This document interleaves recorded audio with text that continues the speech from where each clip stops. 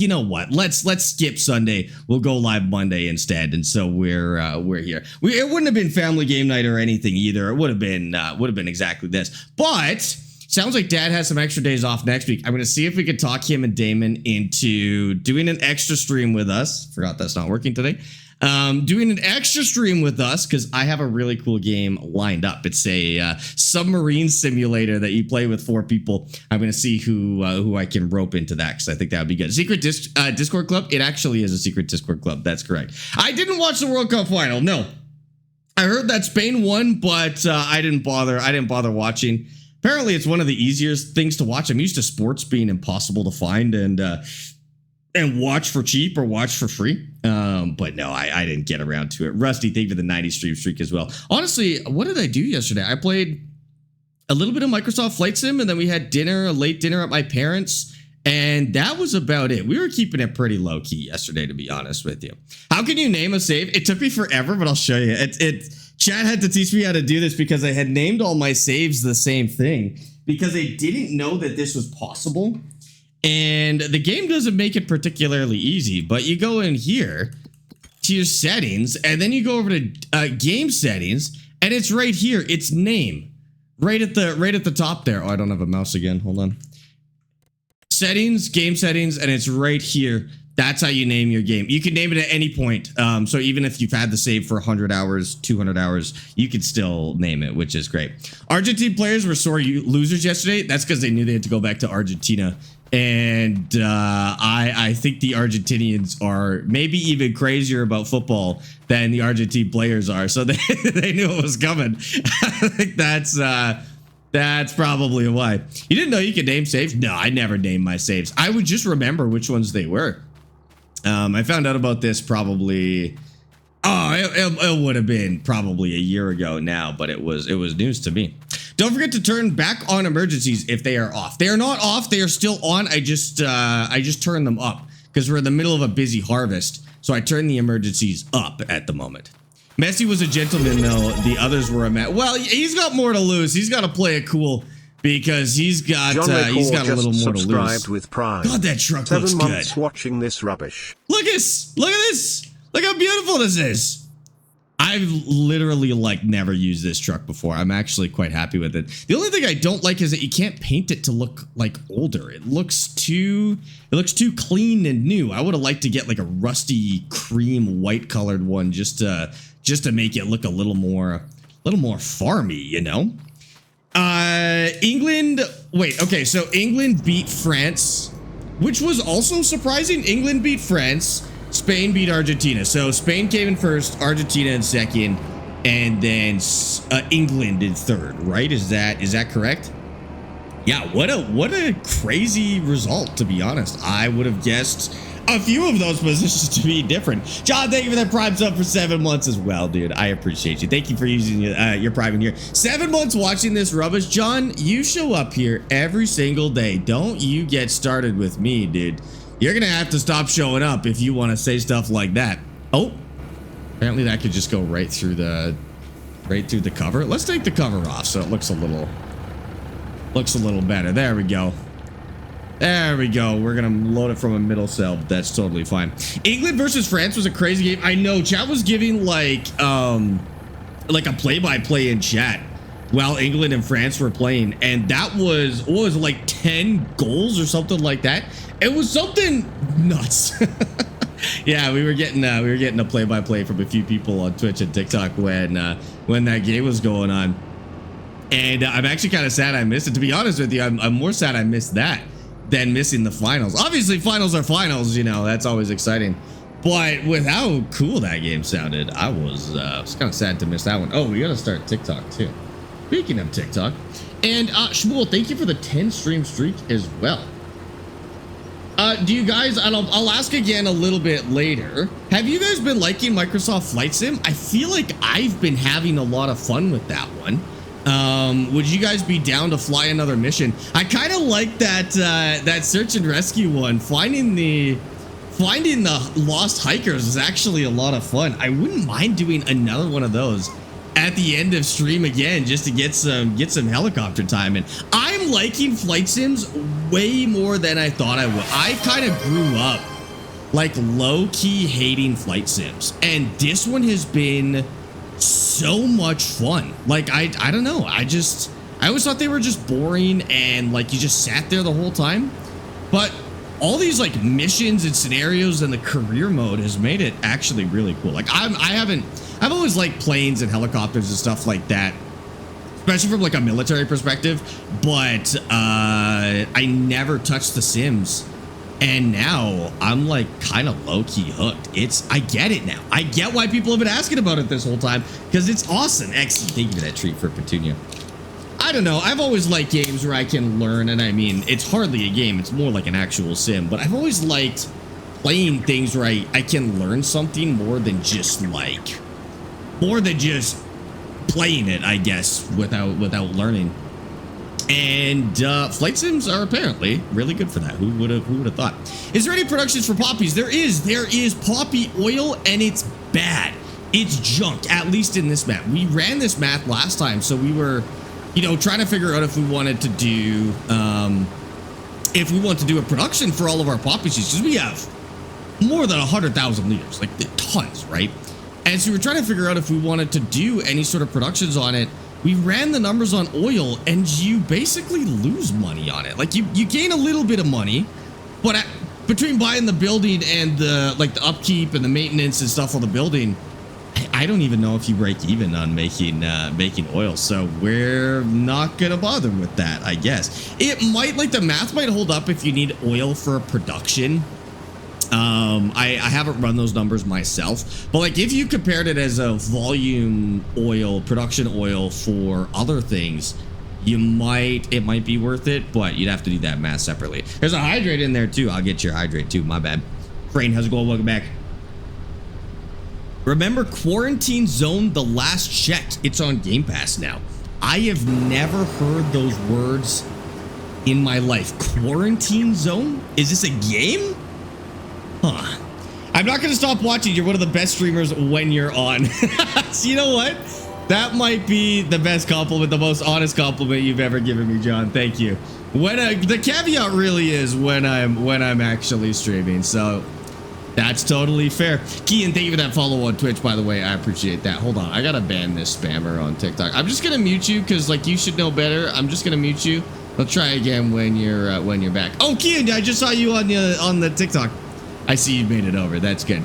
Are you running Reshade, or is that even a thing in Farm Sim 25? Reshade, I don't know if it's called Reshade. It is a thing in Farm Sim. There are like shader packs. I'm not running any of them though. This is base game graphics Farming Simulator 25, which I mean, it's a pretty darn good looking game. It is on PC, so it's gonna look better than console. It's gonna run smoother than console. But yeah, it's a pretty good looking game. So that kind of changes our original plan. I never really talked about this last stream. But what we were gonna do is we were gonna sell this combine for production facilities, buy the production facilities, turn all this poppy seed into oil, and then buy a new combine by the time it was finished harvesting. By the time it was finished processing. That can't happen anymore because this production building is no good.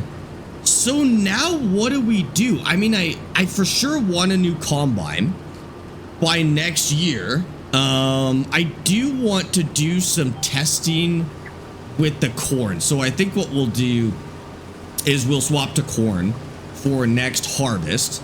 So we can test those, but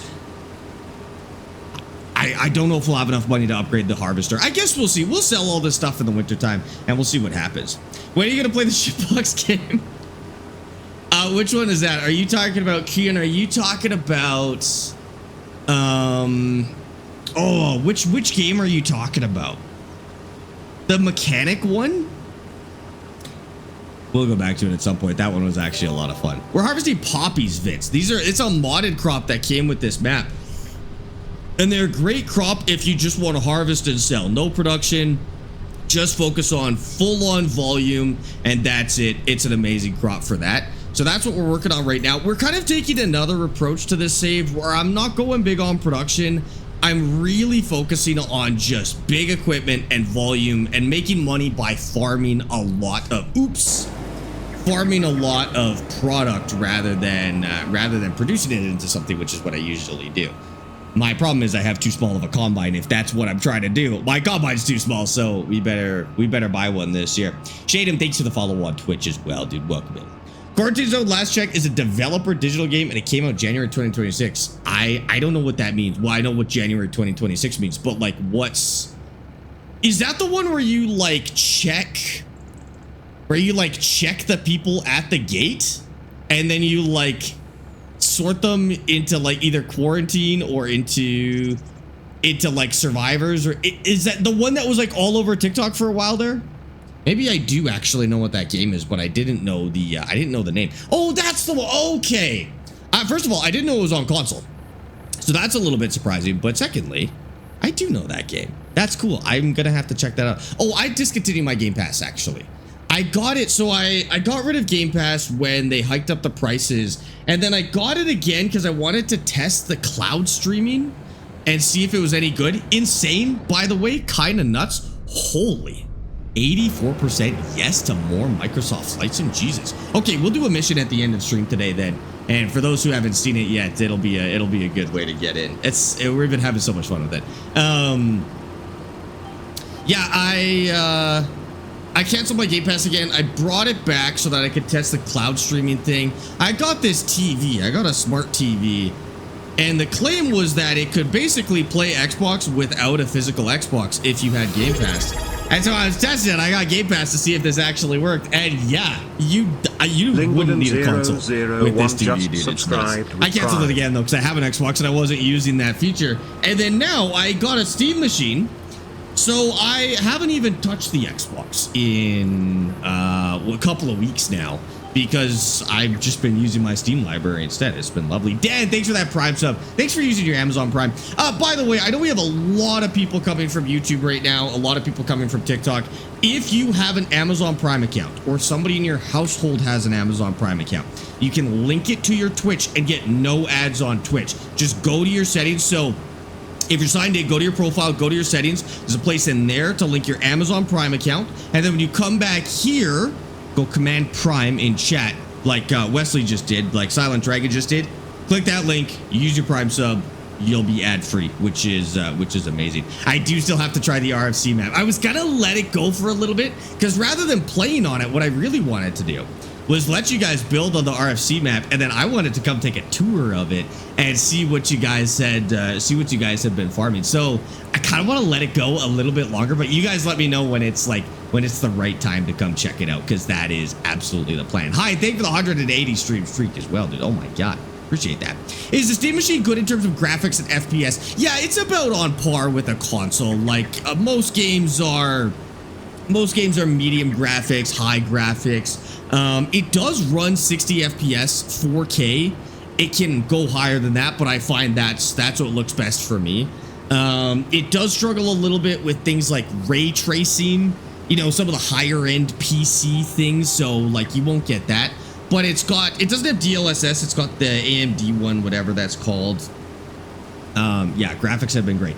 I would say it's on par with an Xbox Series X and a PS5. I'd like to see it versus a PS5 Pro and see which one of those are better. But like Amy and I were playing Cyberpunk on high graphics and it was 60 FPS. So definitely doing good. You only get one sub though, use it wisely, aka here. Thanks Tom, I appreciate that. I think this is what it's called, but I'm not sure. But did you play the new hide and seek game? Mecha Chameleon, is that the one you're talking about where you paint it? No, you gotta have a big group for that. I haven't been playing anything with a group lately.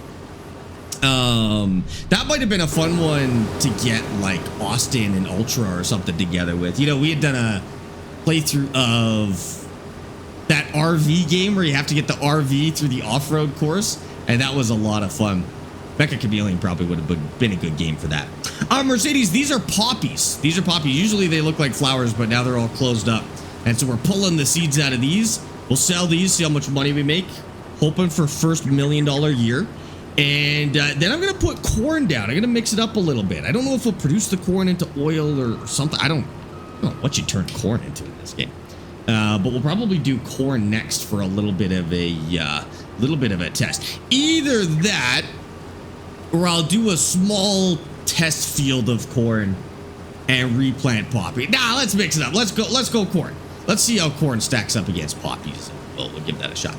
Where is Petunia? She is... Oh, she was right behind me. She's somewhere. She was... I'm not gonna lie. I was late to stream today. Corn flour, canned corn, corn oil. That's in real life. I don't know about in the game, though.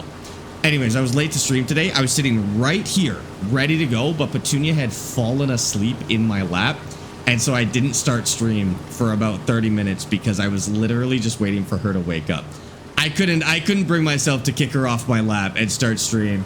So I was like, they'll understand. Let's let Petunia have a little nap, and then we can boot up stream. I know, surprise, surprise. Have you tried the new Sky DLC? What do you think? I did try the new Sky Pack. Yeah, the latest DLC to Farm Sim 25. I'm not gonna lie, for the first time in a long time, I was disappointed by a DLC. And I'm not, like, it's not all doom and gloom for me. I'm not boycotting the game or anything like that. But that really was the first time I was genuinely disappointed with the DLC. Most of it didn't add anything to the game. I don't think it's a brand that a lot of people were really hyped about. Like, honestly, if they did an equal DLC and made it a Ford DLC, exact same machines and everything, I think people would have liked it. But, like, is Sky Agriculture something that a lot of people were super hyped for? I wasn't even aware about the brand. I mean, I think it might be more of a European brand, but it added one cool thing, which was the disc cultivator that had the slurry tubes. I thought that was cool, but that was the only kind of unique thing that it added that wasn't already in the game. Now I did get some confirmation from the developers. I was talking to some devs in Discord, and the seeders are actually working how they're supposed to work. So if you've played a decent amount of Farm Sim and you've got a relatively keen eye, you might have noticed that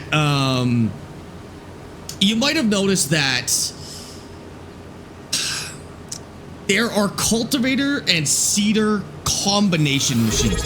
Let me just show you. It'll be easier for me to just show you. So they've got these machines. That is a cultivator with Prime mixed with a seeder. And the big complaint about Farm Sim so far has been that these don't do anything. These don't cultivate and then seed. What I learned is they're not supposed to. These cultivators actually don't functionally do any cultivation. They're for breaking up larger pieces of dirt after you roll over plow or do some more intensive type of cultivation just to get a more even seed bed. That's all that they're supposed to do. And so these are working as intended. What's actually not working realistically is these. This is the same kind of cultivator, but if you run these on a field, they actually will genuinely cultivate. They're not supposed to. This is seedbed prep. This is not a cultivator. The devs told me that they made it cultivate so it did something in the game. I didn't love that answer. I mean, at the end of the day, they probably should have just maybe added a mechanic where you can't seed directly into furrow or something like that. It doesn't feel good in its current condition, but it is not broken. It is working as intended. Shadem, thank you for using your Prime sub in here, dude. I appreciate that. Thank you for doing that. Hold on. I think we're good to unload. I thought I was actually gonna have to pull the truck up beside here, but I think we're good. What did you start this save with? I started this save with a house and with a lawnmower by hand, like a lawn clipper, basically. And a baler, a hand baler. I'll show you I'll show you the equipment. So we started with the house with a little forest beside it. And then I had, literally, I think I just had this lawnmower right here. And there's a little hand baler as well. This one right here. Oh, and I got a hand cart so that I could deliver the bales. That's it. That's all I started with. And we're making like literally $250 a harvest. It was insane. Like a couple of bales a harvest. And then we just kind of did more and more until we got to this point. Now we're operating almost $2 million worth of equipment now, I would say. Sorry to check. I haven't checked in a while how much we've actually got, but lots, dude, and about 80 acres right now. That's crazy. I know. It has been a blast. Taking us about 100 hours to get to this point. Mama, thank you for the follow on TikTok, by the way. Appreciate that. This game is better when you're doing it IRL? No. As someone who's done it IRL, no. I'm sorry. Farming is not as fun in real life. It's, well, you know, I think it would be fun if you didn't have to rely on it to live. I think that's kind of where I'm at for real life farming right now. It's not in a good place for paying your bills or having a good quality of life. With Prime. It's a brutal 27 months. lifestyle. Wow, it's been a long time. Especially now, more than ever. It's always been a brutal lifestyle, but now it pays less than it has in a very long time. I think if you have any interest in farming right now, play the game.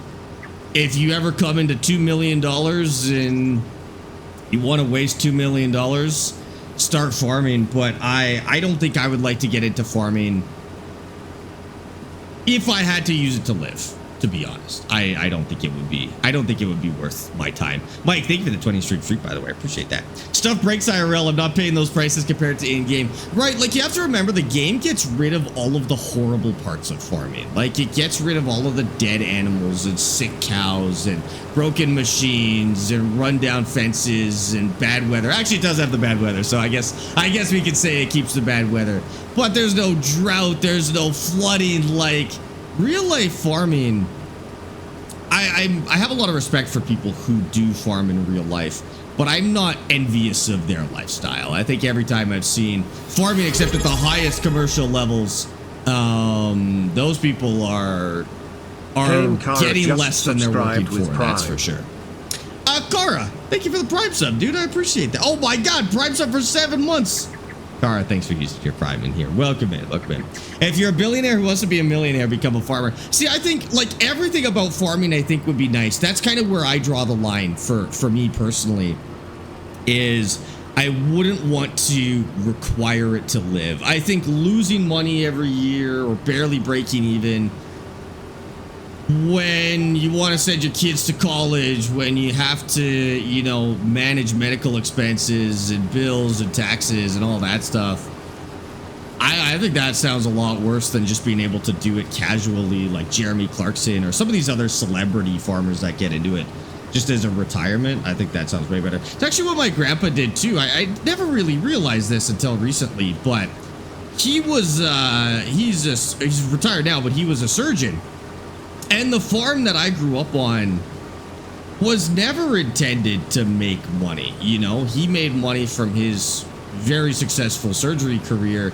And the farm was kind of exactly how I explained. It was an outlet, like something he was interested in, but he very much took that approach too, that like he could enjoy it because he didn't need it to live. And I thought that was good. Sparx, I have enough money, name any Lego set and I will make it. I just finished my Ferrari build. Somebody's got to do that Volvo excavator, dude. That excavator looks so sick. I don't have room for it. After building that crane over there, I don't have room for the excavator. But that excavator looks so sweet, dude. Please respond to the guy asking the same question for 20 minutes. Who? What? Which one? I mean, sorry, I'm getting questions as they come in, but if I missed one, if you could let me know what it is.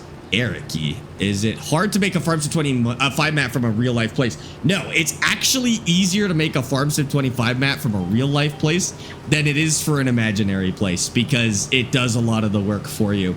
No, it's pretty good. Now, I don't know what that process looked like. I've been told it takes about 500 to 1,000 hours to build a properly fantastic map, but it is easier to make it out of a real place because you don't have to come up with the roads or the rivers or the hills or anything like that. You just copy, it's ready to go. And then you just make it look good and optimize it, right? Now that it's easier said than done, obviously. If you see Trucker Matsy in chat, Trucker Matsy made the Waseca County map, which you've probably seen on the Mod Hub, a pretty popular map. You'll see him in chat. Ask him about the process because he made that map and may be able to shine a little more light. If you go onto the Giants website, there's also a mod creators toolkit that you can download, and it will teach you how to make mods, including maps. Haldor made his own tools to inject things into the Giants editor. That's dedication. This is relatively common, actually, for people who are modding at a really high level. And even if you're developing video games, super common to have to make your own tools once you exceed the limits of the tools you're already using. But to do that for mods is crazy. Yeah, that guy's killing it.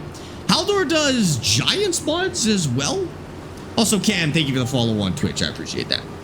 Do you have your farm sim joystick set to how it is IRL? It's a generalization of all of the machines together. So this combine doesn't have a joystick, but I still have some of the functions from like the throttle there on this joystick. Every machine is a little bit different, but in terms of like the general axes, yes, that's kind of what you want your goal to be, is to have it pretty close. So there's some standards out there like ISO is like a standard dual joystick, layout. That's the one I use. I like ISO. It's also SAE, which you can put in. That's like more Americans know SAE than ISO. And then for farming equipment, they generally follow one of those two. But if you really want to be dedicated, you can set it to whatever your favorite tractor is and copy it 1-to-1. Liam, thank you for the follow on TikTok. What's the best crop to combine? Like visually or to make money? Visually, it's corn. I think corn is the most fun crop to combine and watch as it feeds, just because there's so much to look at. But in terms of like what you can make the most money out of in a combine, I don't know all the production paths. It's probably something into flour and then flour into cake is my guess, but I couldn't tell you which was the best to do. Somebody's done the math on that, but it's not me. That's the same with my family in Maple Ridge. My aunt, uncle, and cousins have a 10-acre. They got when the kids were in their teens, and the youngest son still has it, but it turned it from an actual farm to a nursery. And just doing it like casually. I'd like to do that someday. I did enjoy my childhood on the farm. I'd like to kind of copy that approach someday. Not like, I don't want to run a commercial operation. I don't want to have to pinch pennies to survive, but I think it would be really cool to farm and do like a YouTube series out of it, you know, something like the squad is doing, where he made it in farm sim and then took his good fortune and started farming for real, but also turned it into content. I think that would be a lot of fun. I'd love to go down that path. Now, there's a few different ways I like to go down that path. You know, I think I'd like to do it for farming. That would be cool. But the more flight sim I do, the more I'd also like to go get my pilot's license and turn that into a YouTube channel. Farm and turn that into a YouTube channel. You know, like there's just... I feel like there's so many things that I want to do, and I can't possibly do them all, but... Someday I'm going to do some sort of IRL content, and I don't know what that'll look like. It kind of depends on the budget, right? Like if I ever made it big on YouTube, then I could buy a farm and I could do some IRL stuff. Or if, you know, I just was able to have a normal career, kind of like I'm doing now. Maybe I buy a house one day and I put in a garden and I have a little side channel about gardening, or maybe do a little better and homestead a little bit. Or maybe I do really crazy, I go get my helicopter license. I think that'd be so sick. But that's my dream, honestly, right now.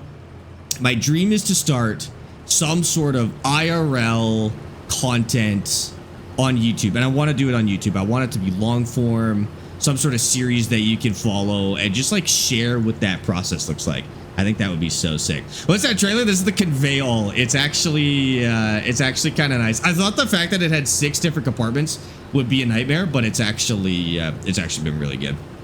Must be nice to have a combine that fast. Mine goes 3 miles an hour with a 4-meter working width. This one it's kilometers an hour, so it's actually not going that much faster than 4 miles an hour. It's a little faster. With a what? With a 4-meter working width? That is slow. That is slow. This was a little bit better, that's for sure. Sparks' farm coming soon. I'd love to do that, dude. That's honestly like a life goal for me. I think that'd be sweet. Sparks, if you ever start a farm, just buy me a one-way ticket to Canada and I'm in. I'm glad I have volunteers if that's ever the case. Thank you. What are some tips to go viral on TikTok? I'll be honest with you, nobody knows how to go viral on TikTok. Every time I've been viral on TikTok, it has been an accident. And it's not like I made the content accidentally. You know, it's been like something I made intentionally, but you never expect it to do as well as when it goes viral. The trick is just to consistently make stuff that you would like to watch. You know, make stuff that you like making. Don't try to go viral. Don't try to follow. Don't listen to all these idiots out there being like, use this hashtag and you have to use it. Make stuff you like making and keep making stuff you like making. And eventually you'll start to figure out what works. And when you find something that works, incorporate it more. Try and use it. If you find something that doesn't work, switch. Change paths a little bit. You can absolutely combine what you love doing with what works and what doesn't work. But honestly, at the start, make it a goal to just release 100 videos in no particular amount of time. This year, by this time next year, release 100 videos on TikTok.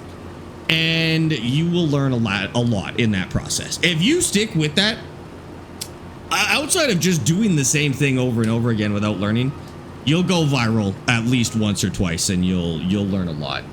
But you'll have fun doing it. You know, the day you don't have fun doing it anymore, just stop doing it. So something stupid and post it as your first post. Yeah, as your first post, do something stupid and post it. But I always say, like, make something that you're proud of and that you would like to watch. Like all of the content that I make. So Family Game Night, for example. Family Game Night is something I love to watch. I'm making something for me that I like to watch. And it's cool that other people like it as well. But at the end of the day, it's something I'm very proud of and something that I would personally love to watch. And so I can make as much of it as I want, and I'm never feeling burnt out. It doesn't feel like work. It doesn't feel like a job. It's just something I wanted to make, and I want to show people. And I could do it forever because I love doing it, you know? My son-in-law farms 10,000 acres here in Nebraska. If you ever want some IRL farming, let me know. That's wicked, man. 10,000 acres? Oh my God, dude. That is awesome. That's awesome. Like, what video should I focus on?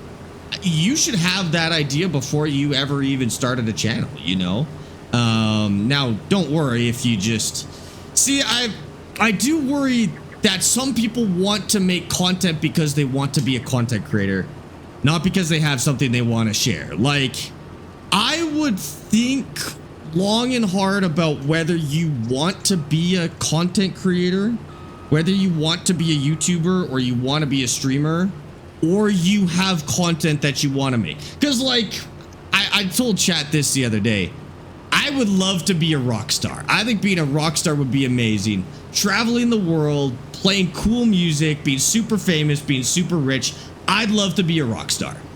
I don't have any music I would like to share the world. I hate writing music. I play a little bit of piano for myself, but I don't like sharing it with people. I want the lifestyle, but I don't want to do the thing.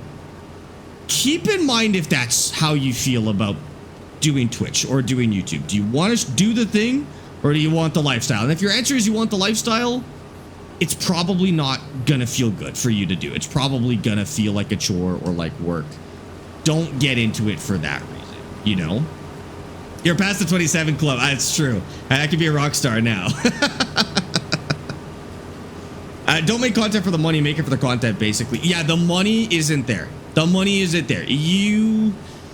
Some people get insanely lucky, but keep in mind 99.9% of people who ever start streaming or start YouTube do not make any money off of it. It's just, that's the reality of it. I'm very lucky that I can do it just enough that I can pay my bills and potentially, you know, save a little money for a house someday and stuff. But like, I work 90 hours a week to do that. 80 to 90. I'll say 70 to 90. Some weeks are a little more chill.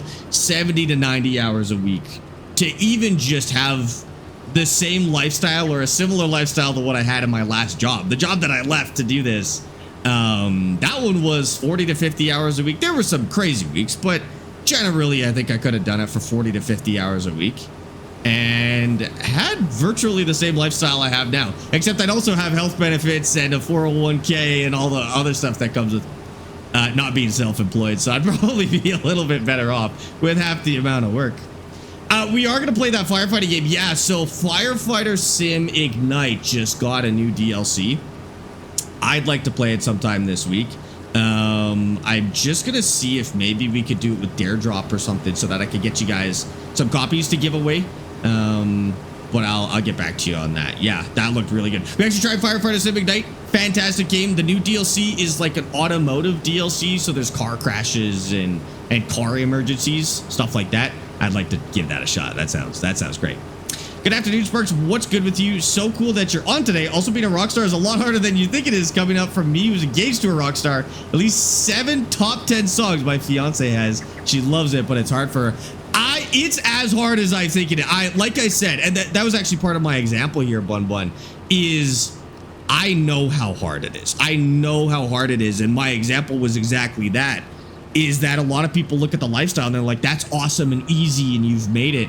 But my example was exactly that. It was way harder than I think anybody thinks. And you have to really be passionate about it at the end of the day. Also, that's crazy. You said your wife your fiance is a rock star. What the heck? Do we know who she is, or I mean, maybe if you just want to stay private, that's all good. Tell us if you're comfortable, but otherwise, that's cool. That's cool. One of my videos has 130K views. I'm very happy. I've never had that many. That's awesome, dude. That's actually, like, I'd be very happy with 130K. Well done. Well done. Plus, streaming, you have to put up with people like Homer and JB at the same time, dude. Yeah, it's crazy. It's crazy. I generally, I mean, it depends on the kind of streamer you are. I'll be honest with you. I've had a really chill experience with people. Not everybody is as lucky, and it does depend on the content. Does depend on the community you're in. Like when I started, I was in esports, right? Esports is a brutal community, and I don't recommend anybody gets into esports. Partially for that reason. I think it's a horrible community sometimes. And there's some great people in there. There's some great players. There's some great people in the scene. But like, that's one of the worst gaming communities out there. And I had to switch. That's why I no longer sim race, is because the community was just so horrible that I was just becoming a negative person. Like I was leaving some streams just like upset, just pissed off. And I didn't want to do that anymore. I wanted to love streaming. And so I had to change gears a little bit, pun intended, because there's just some communities out there that are exhausting. They just take away from you, you know. I forgot to add, but my field is 12 acres with a 4-meter working width. A working speed of 3 miles per hour. It feels like it takes years to do. That would actually take like a couple of hours. That's insane, dude. Plus, you'd have to empty it. I'm assuming it's a relatively small harvester. You have to empty it like non-stop. What a nightmare. Just chilling and having Sparx throw some my way after he skipped on us yesterday. Was not on my week's bingo cards. I was seeing if I could bring you out of the woodworks with that one. JB was asking me, JB, what did you ask me earlier? That's why I made that comment. So whatever you were asking earlier. Figured I'd throw you a little reference. Babaloo, thank you for the follow. Mini Bubs, thanks for the follows on TikTok. Tyler, thank you for the rose on TikTok as well. Appreciate you guys. Welcome in. This is the 3rd time your stream has been on my For You page in like the course of 3 weeks. Well, welcome back. If you don't like when that happens, you'll have to do something about it. But good to have you, Brody. I appreciate that. Something about being happy I'm here. No. You were you were asking me if I was happy you were here. I thought you were asking it as a joke because at the end of our last stream, you said, "What the heck did you say?"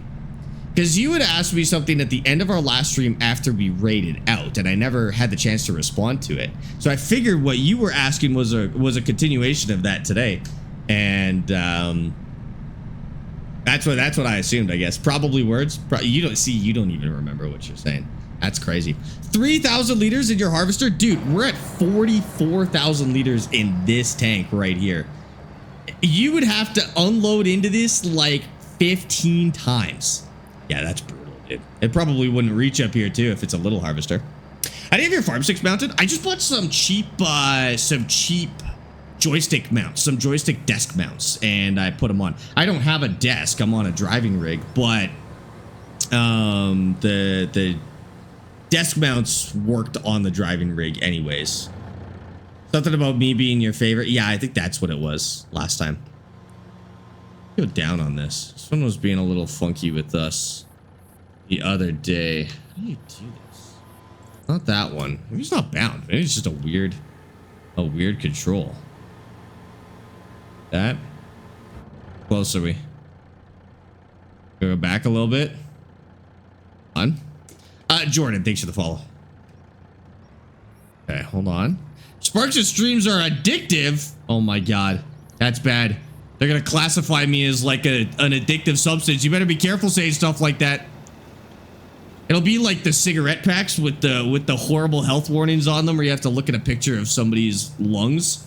Except you're gonna have to look at that every time you watch stream. It's gonna be somebody's rotted brain from watching the stream, and they're gonna make you look at a picture of it every time you come to this stream. This thing is a little bit finicky. Oh, maybe I'm moving. I'm moving or something like that. Thanks, Diesel. I appreciate that, dude. When are you playing Out of War? Well, usually we play Out of War every Sunday, but Dad was on a fishing trip this week, so we weren't able to do it. So for sure next Sunday, but if that new update comes out sometime soon to Stable Branch, we may pick it up a little sooner. I'll let you guys know. That was a brain rot joke. Yeah. You have to like, so if you switch the containers, you have to like move the pipe for it to figure it out. But then it's good. This is the Nadenthal map. It is on the Mod Hub on all platforms. Jeremy, thanks for that follow on TikTok. Appreciate you too. Never liked these silos in this game. Yes, it's more realistic, but I prefer the ease of dumping into a ground grate. I think everybody prefers the ease of dumping into a ground grate. Like, obviously that's better. The reason I'm actually using this one is because it's cheaper. And our margins are pretty tight in this playthrough. And so a cheaper unit actually was a big deal for me. I also did just kind of want to get some experience with this type of silo, because I've never used them before. My first time using this one. You may know who she is, but I'll have a challenge for you to figure it out. But she was a child actress who started acting at 3 years old in a Shake and Bake commercial. Acted in Spy Kids 2, Island of Lost Dreams, and there's 2 very big roles. She had one Gossip Girl as a teen and a Christmas movie with Jim Carrey. At the age of 8 years old, she's very talented. She even remade her famous Christmas movie song. I don't know her name, but is it the little girl from The Grinch? I forget her name. Somebody mentioned it to me the other day. Because I'm pretty sure she does music now. Is that who it is, Bun Bun? That's who it is. That's crazy. Taylor Momsen, is that her name? Wow, that's awesome. That's cool. We have a celebrity in chat. A celebrity fiance. Well, what do you do? Taylor Momsen is correct. No freaking way. That's awesome. Would we know who you are, Bun Bun? But that's freaking cool. My cultivator and seeder are also 3 meters, but having a working speed of 10 miles per hour. Dude, you're mini farming. That's crazy. Yeah, that's so sick. That's sick. Your wife is the little Cindy Who. Cindy Who, that was the character. Yeah. That's right. No, Out of War is not on console. I wish. I think Out of War is gonna do great when it comes to console. If it comes to console, I guess I should say. But it's not out there yet. Keep an eye out for it. The day they announce it, I'll have a video up so fast. I should make the video now and just post it the second they announce it, because I think so many people would be so excited about that. Sarah, River City Rockfest in San Antonio in 2017. What kind of music does she make?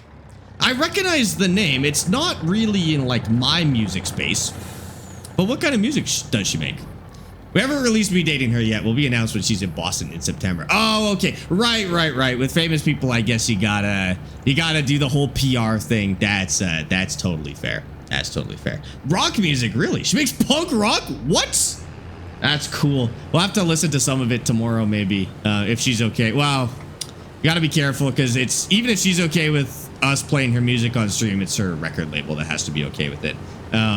But maybe that's possible. Today, we're actually, I don't know if you guys have noticed, we are actually doing a full day of Linkin Park on the radio today, because it is the 9th anniversary of when Chester Bennington passed away. This is the 20th today, right? It's the 20th. I don't know if the 20th is today. It was either today or yesterday. And so I figured we'd do a full day of Linkin Park today. So so that we get our Lincoln Park fix. We get our Chester fix. Do you post full movies of saves on YouTube? Daffy, so I have 2 YouTube channels. I have the one with my dad, and those are like edited episodes, 10 to 20 minute episodes. We're working on maybe doing some longer episodes. And then I have full streams, but they're kind of different. I know the full movies thing you're thinking of. That's when YouTubers take a bunch of videos in a series and they basically put it all into one video. I actually don't have enough videos to do that yet. I'm like really new to YouTube, and I'm very new to having a series. Like the episode that came out yesterday was the 5th or 6th episode ever. And so I don't actually have enough to turn it into a full movie yet, but I'll do that when we can. I do post the full streams, but they're a lot different. They're like that. They're actually just a recording of stuff like this. Those are posted to a channel called Sparx VODs, VODS. Actually, if somebody could go command VODs in Twitch chat, that would be awesome. But they're not edited down all nice. They're a stream basically. So you'll hear us answering questions from chat and thanking followers, and all the stuff that we would usually cut out is still in there. We don't edit them at all. We just post them. So if you just want something to throw onto your TV or on your second monitor, or just have playing in the background, we do have those, including the family game night series. So including the series with dad. That actually is full episodes posted right now. But the pacing might be a little bit different. So just a heads up, like if you're used to watching YouTube, it's going to feel more like watching YouTube live or more like Twitch. But if that's what you're looking for, they are out there. And then as for full edited down movies, I will do that when we have enough episodes to actually do. We're catching up pretty quick, actually. So I think it'll happen. It'll happen at some point. The 2 songs are Spellin' You from Scooby-Doo and The Witch's Ghost as well. A new song called Roller Coaster of Life is a major reference to me, and she's heartbroken on Mason, but I'll tell her. Okay. Okay, wow, that's awesome, dude. I started streaming in January of 2023. It was the first day I started streaming. It was January 28th or 29th of 2023. I started on TikTok only, and then I started doing Twitch, and then YouTube we only really started YouTube about a month ago.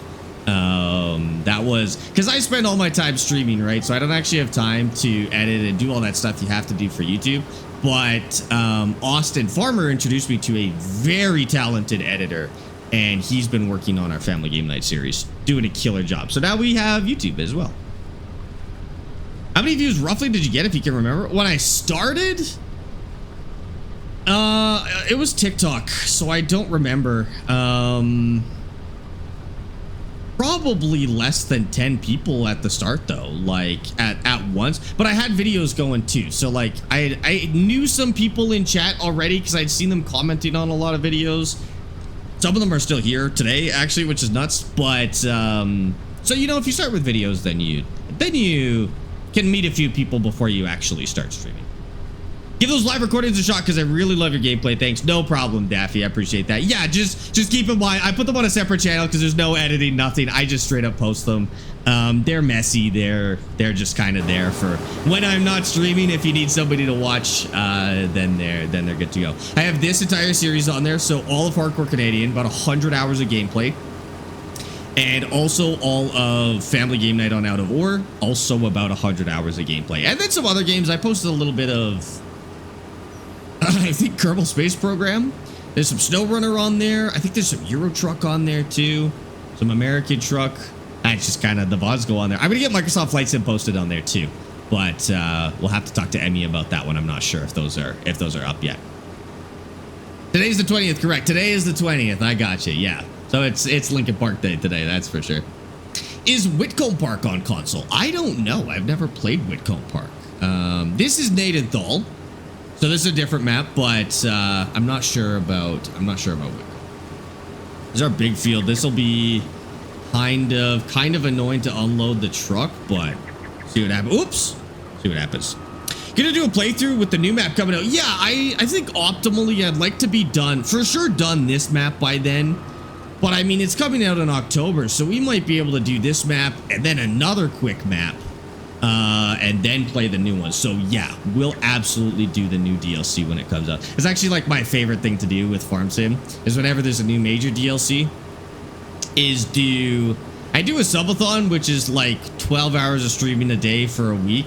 And then subs extend the time, and also they unlock basically like goals. So what we did for the last DLC, which was set in Scotland, is we did a subathon, and then every 50 subs we tried a different Scottish snack. And the last one that we tried was haggis. I had to go and buy some, which is actually kind of hard to find in Calgary, Alberta. Not a lot of people selling haggis. But there's this guy called, I think he goes by McToey Butchers or something like that here in Calgary. You should check him out. He actually sells stuff at the Italian Center on McLeod, whatever the middle road is. And then also at the, that mall with the little British store in it. Can't remember the name of that mall. He made us up some haggis, and then I also had like a Scottish breakfast pack and some Lorne sausage and stuff like that from him. And that was like we did it at like 500 subs or something. It was so cool. I'd like to do the same thing for this upcoming save too. It will be probably like Brazilian food and snacks, which is going to be even harder to get than Scottish food and snacks. But I think it'd be really cool to do some Brazilian snacks and food and stuff like that. Have you seen any of Ludwig's classes on streaming from Streamer University? Some real knowledge in there. Ludwig, I actually met Ludwig a couple of times last year. We did a couple of events together. We did an event at TwitchCon 2 years ago, maybe 3 years ago at this point. And then we did one here just recently in San Francisco. We did one for Samsung. They did an esports event there. Super chill guy. I haven't seen anything from Streamer University. The Streamer University always seemed like it was more for like IRL streamers, like drama streamers and IRL streaming. I feel like my streaming is much more chill. Probably not as exciting. It's a little more chill podcasty style focus than anything else, but I'll have to go check it out. I did see a clip of him showing off his earnings in 1 month though. That was nuts, dude. That's the only clip I've seen from Ludwig so far. I thought that was insane. Eric, thank you for the hydrate. Gotcha.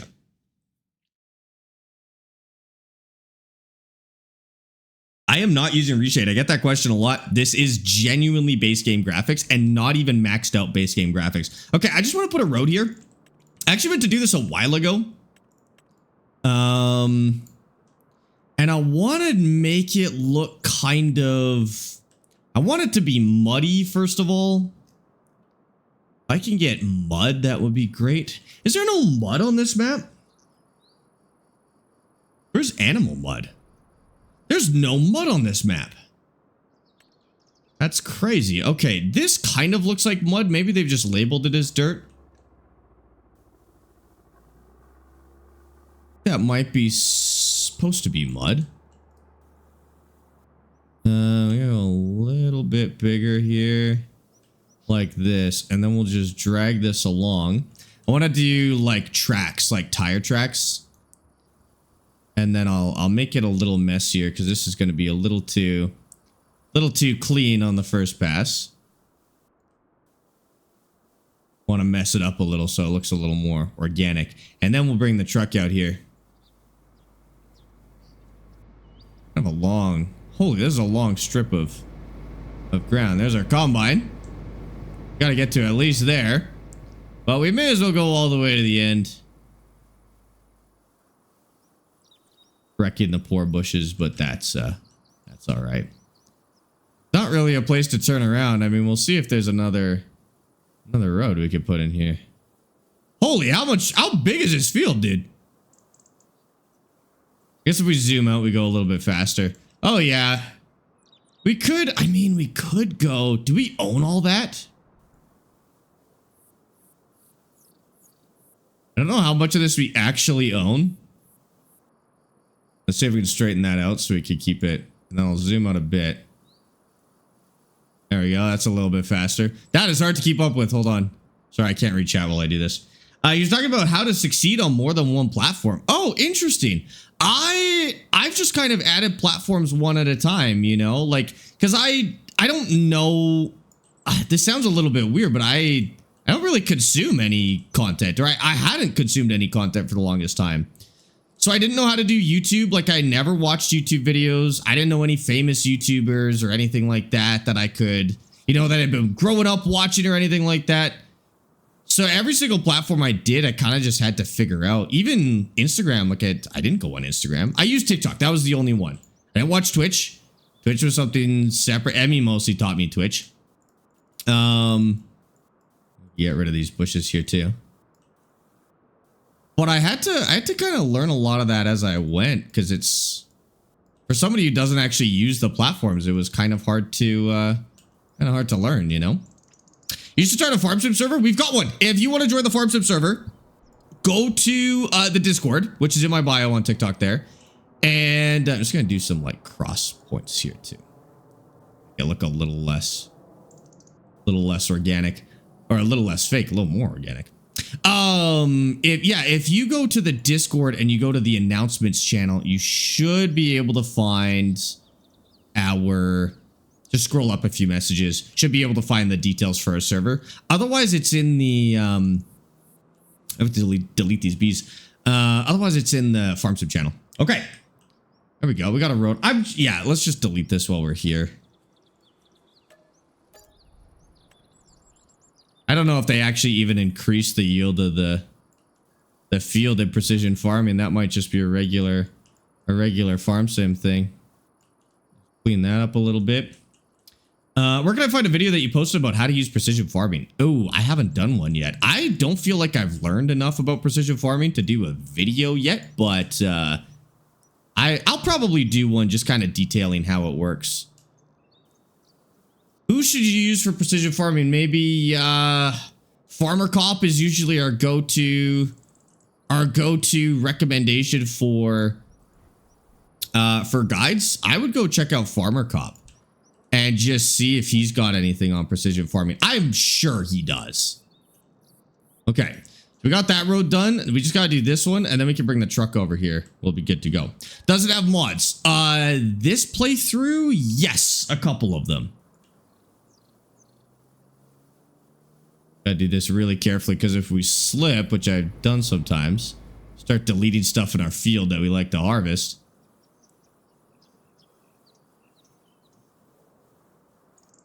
There we go. Okay. That's looking a little bit like a road, and then we'll just kind of mess it up a little bit. Not so clean. I kind of like the idea of those leaving some bushes, but maybe we'll add some back. It'll make a little more sense. Get rid of those. Once we get some tracks in there too, it'll look a little more realistic from the truck.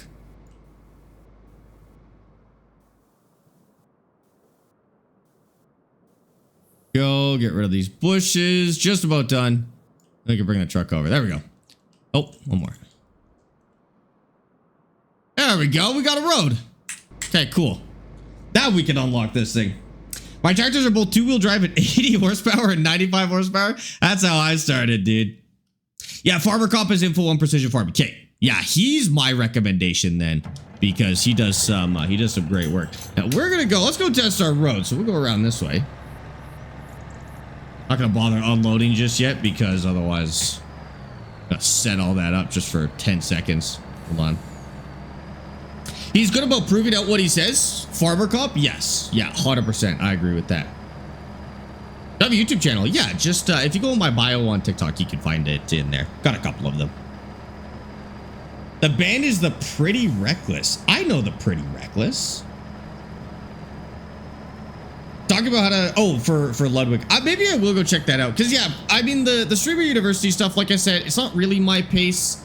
It's a little more for people who want to stream 12 hours a day and do IRL stuff and content like that. But I'm sure there's something I could learn. That would probably be helpful, especially if it's going to get you guys content. Like, I've never really worried about like being successful. I usually just do whatever you guys ask. 99 just like, subscribed with Prime. I'm not trying to be a millionaire here. I just like simulators, and I just want to like share that with you guys in whichever way is going to work the best for you guys.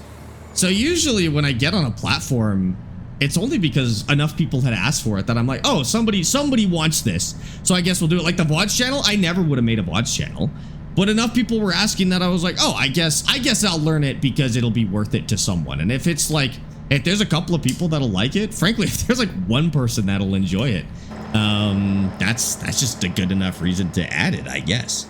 We're like medium high, mostly high graphics, Adam. And Nesseron, thank you for the Prime sub for 11 months, dude. How you been? Hi, Freya. Part-timer. I can't even fight against it this time. I just have to accept the part-timer comments right now. If I want to not be called part-timer, then I could probably show up to stream enough that it won't happen anymore. How long do you think I should average in my streams? Oh, that's totally up to what you have time for. You know, my stream started at 4 hours because it actually started at 3 hours. I used to not be able to stream 4 hours straight. I found it really hard to do. Like, it's just very exhausting.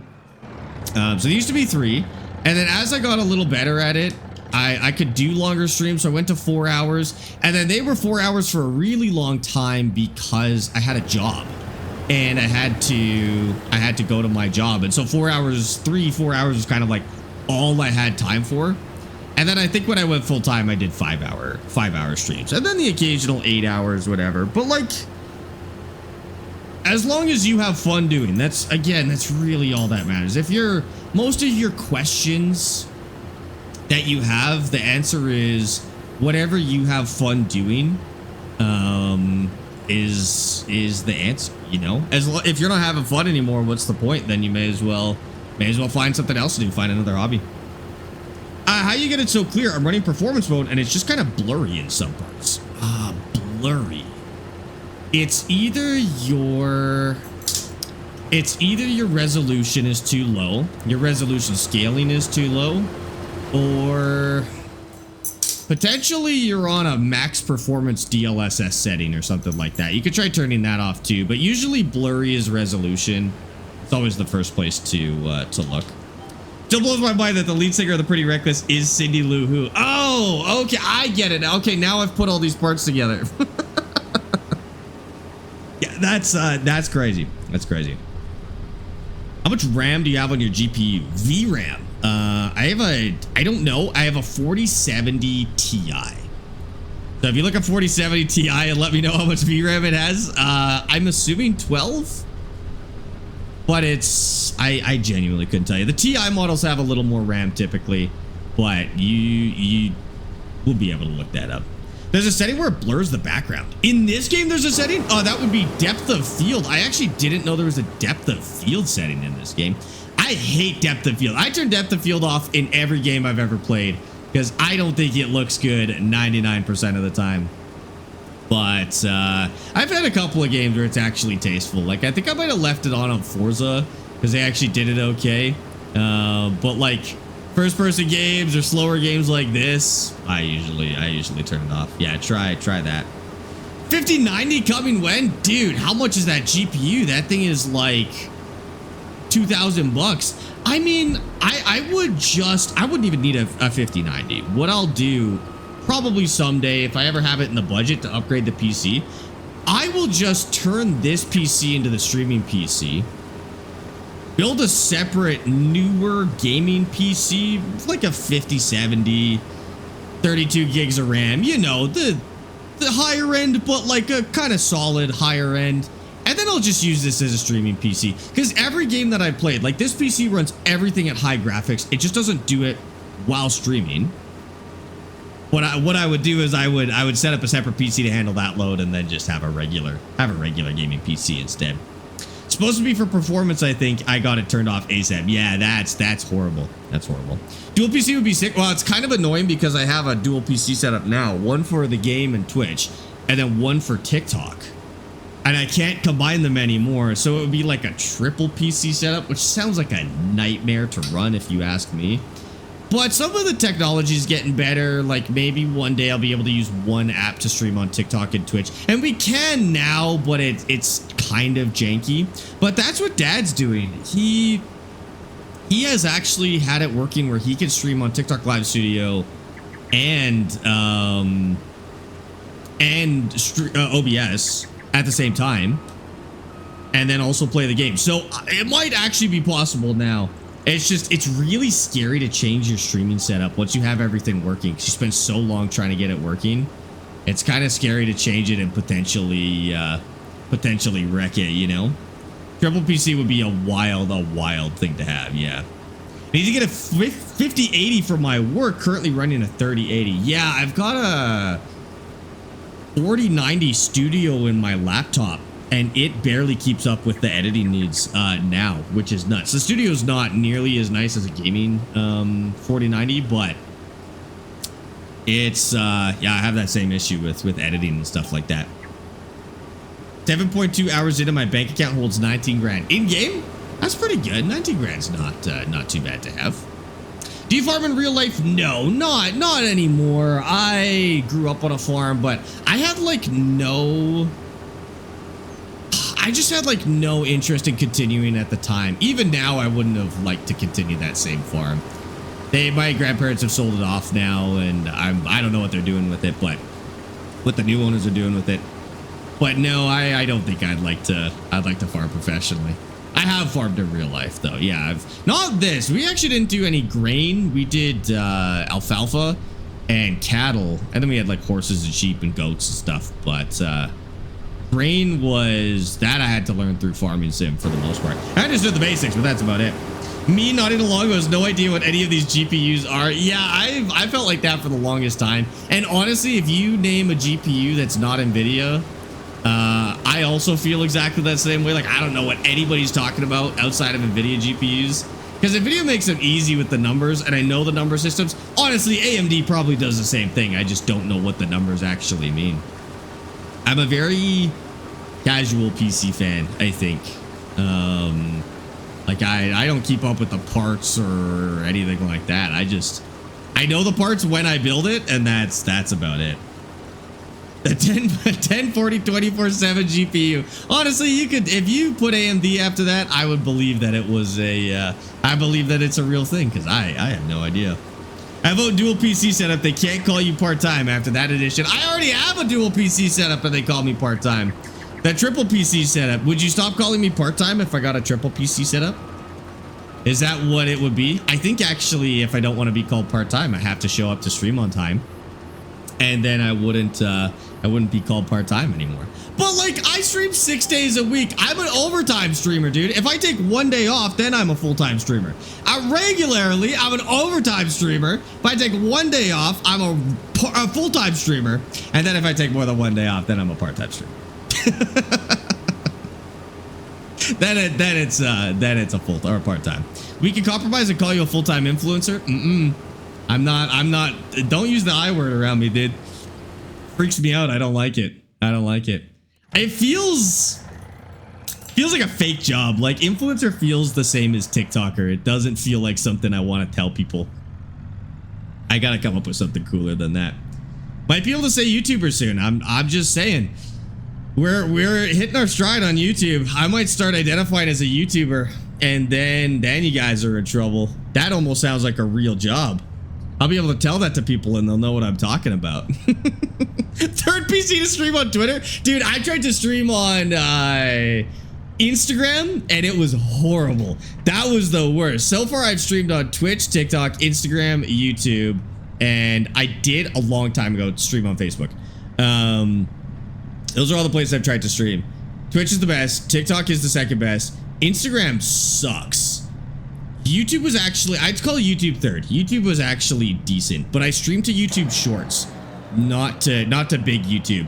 YouTube Shorts had a lot of grumpy people in it though. Like, chat was just so, they were so mad, and maybe it was because we were playing Forza, so we were interacting with the sim racing community, which is always a nightmare. But YouTube people were just like grumpy the whole time. Instagram was okay, but it only goes to your followers, so it was just people who like already knew my content, basically. The only I word we should be using around Sparx is inconsistent. You know what? If I don't get called an influencer, I'm fine with that. YouTube chat's always bad. Well, YouTube Shorts chat was bad, but YouTube comment sections are the best. I will be totally honest. There was a time when YouTube comment sections were like, you just didn't read YouTube comments because they were so awful. Now YouTube is the best comments of any platform. People are actually so nice. They want to have conversations. They're giving you compliments. Like, they're actually just like having a good time.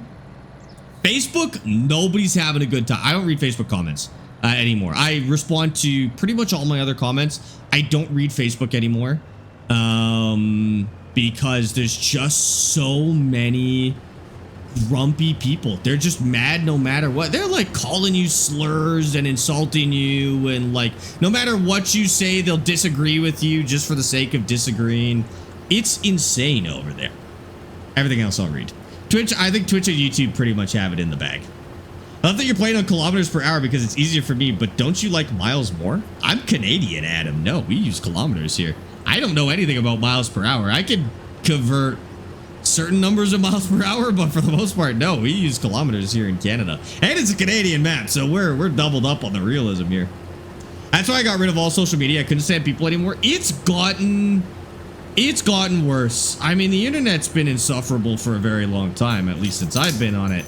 But it has absolutely gotten worse over the last few years. I think just in the last couple of years, there's been some combination of anti-intellectualism and rage baiting that has just made it really hard to be on. Sometimes I'll read the comments on TikTok, like of other people's posts. I always read my own comments, but sometimes I read like other people's posts, and sometimes people are having a great time. They're being funny, like it's great. And other times it's just insufferable.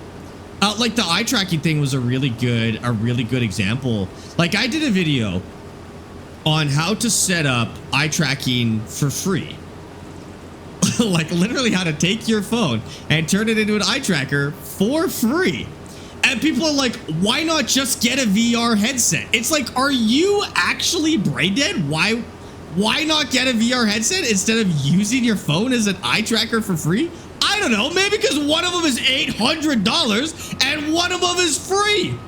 And like trying to explain this concept to people it's insane. Why would we have to explain this to anybody, dude? It's gotten bad. It's gotten bad, dude. I'm also in Alberta. Yeah, you'll have to get used to kilometers an hour. That's true. Zero regrets deleting TikTok. Have you gotten rid of TikTok, dude? I can't disagree with that. I get it.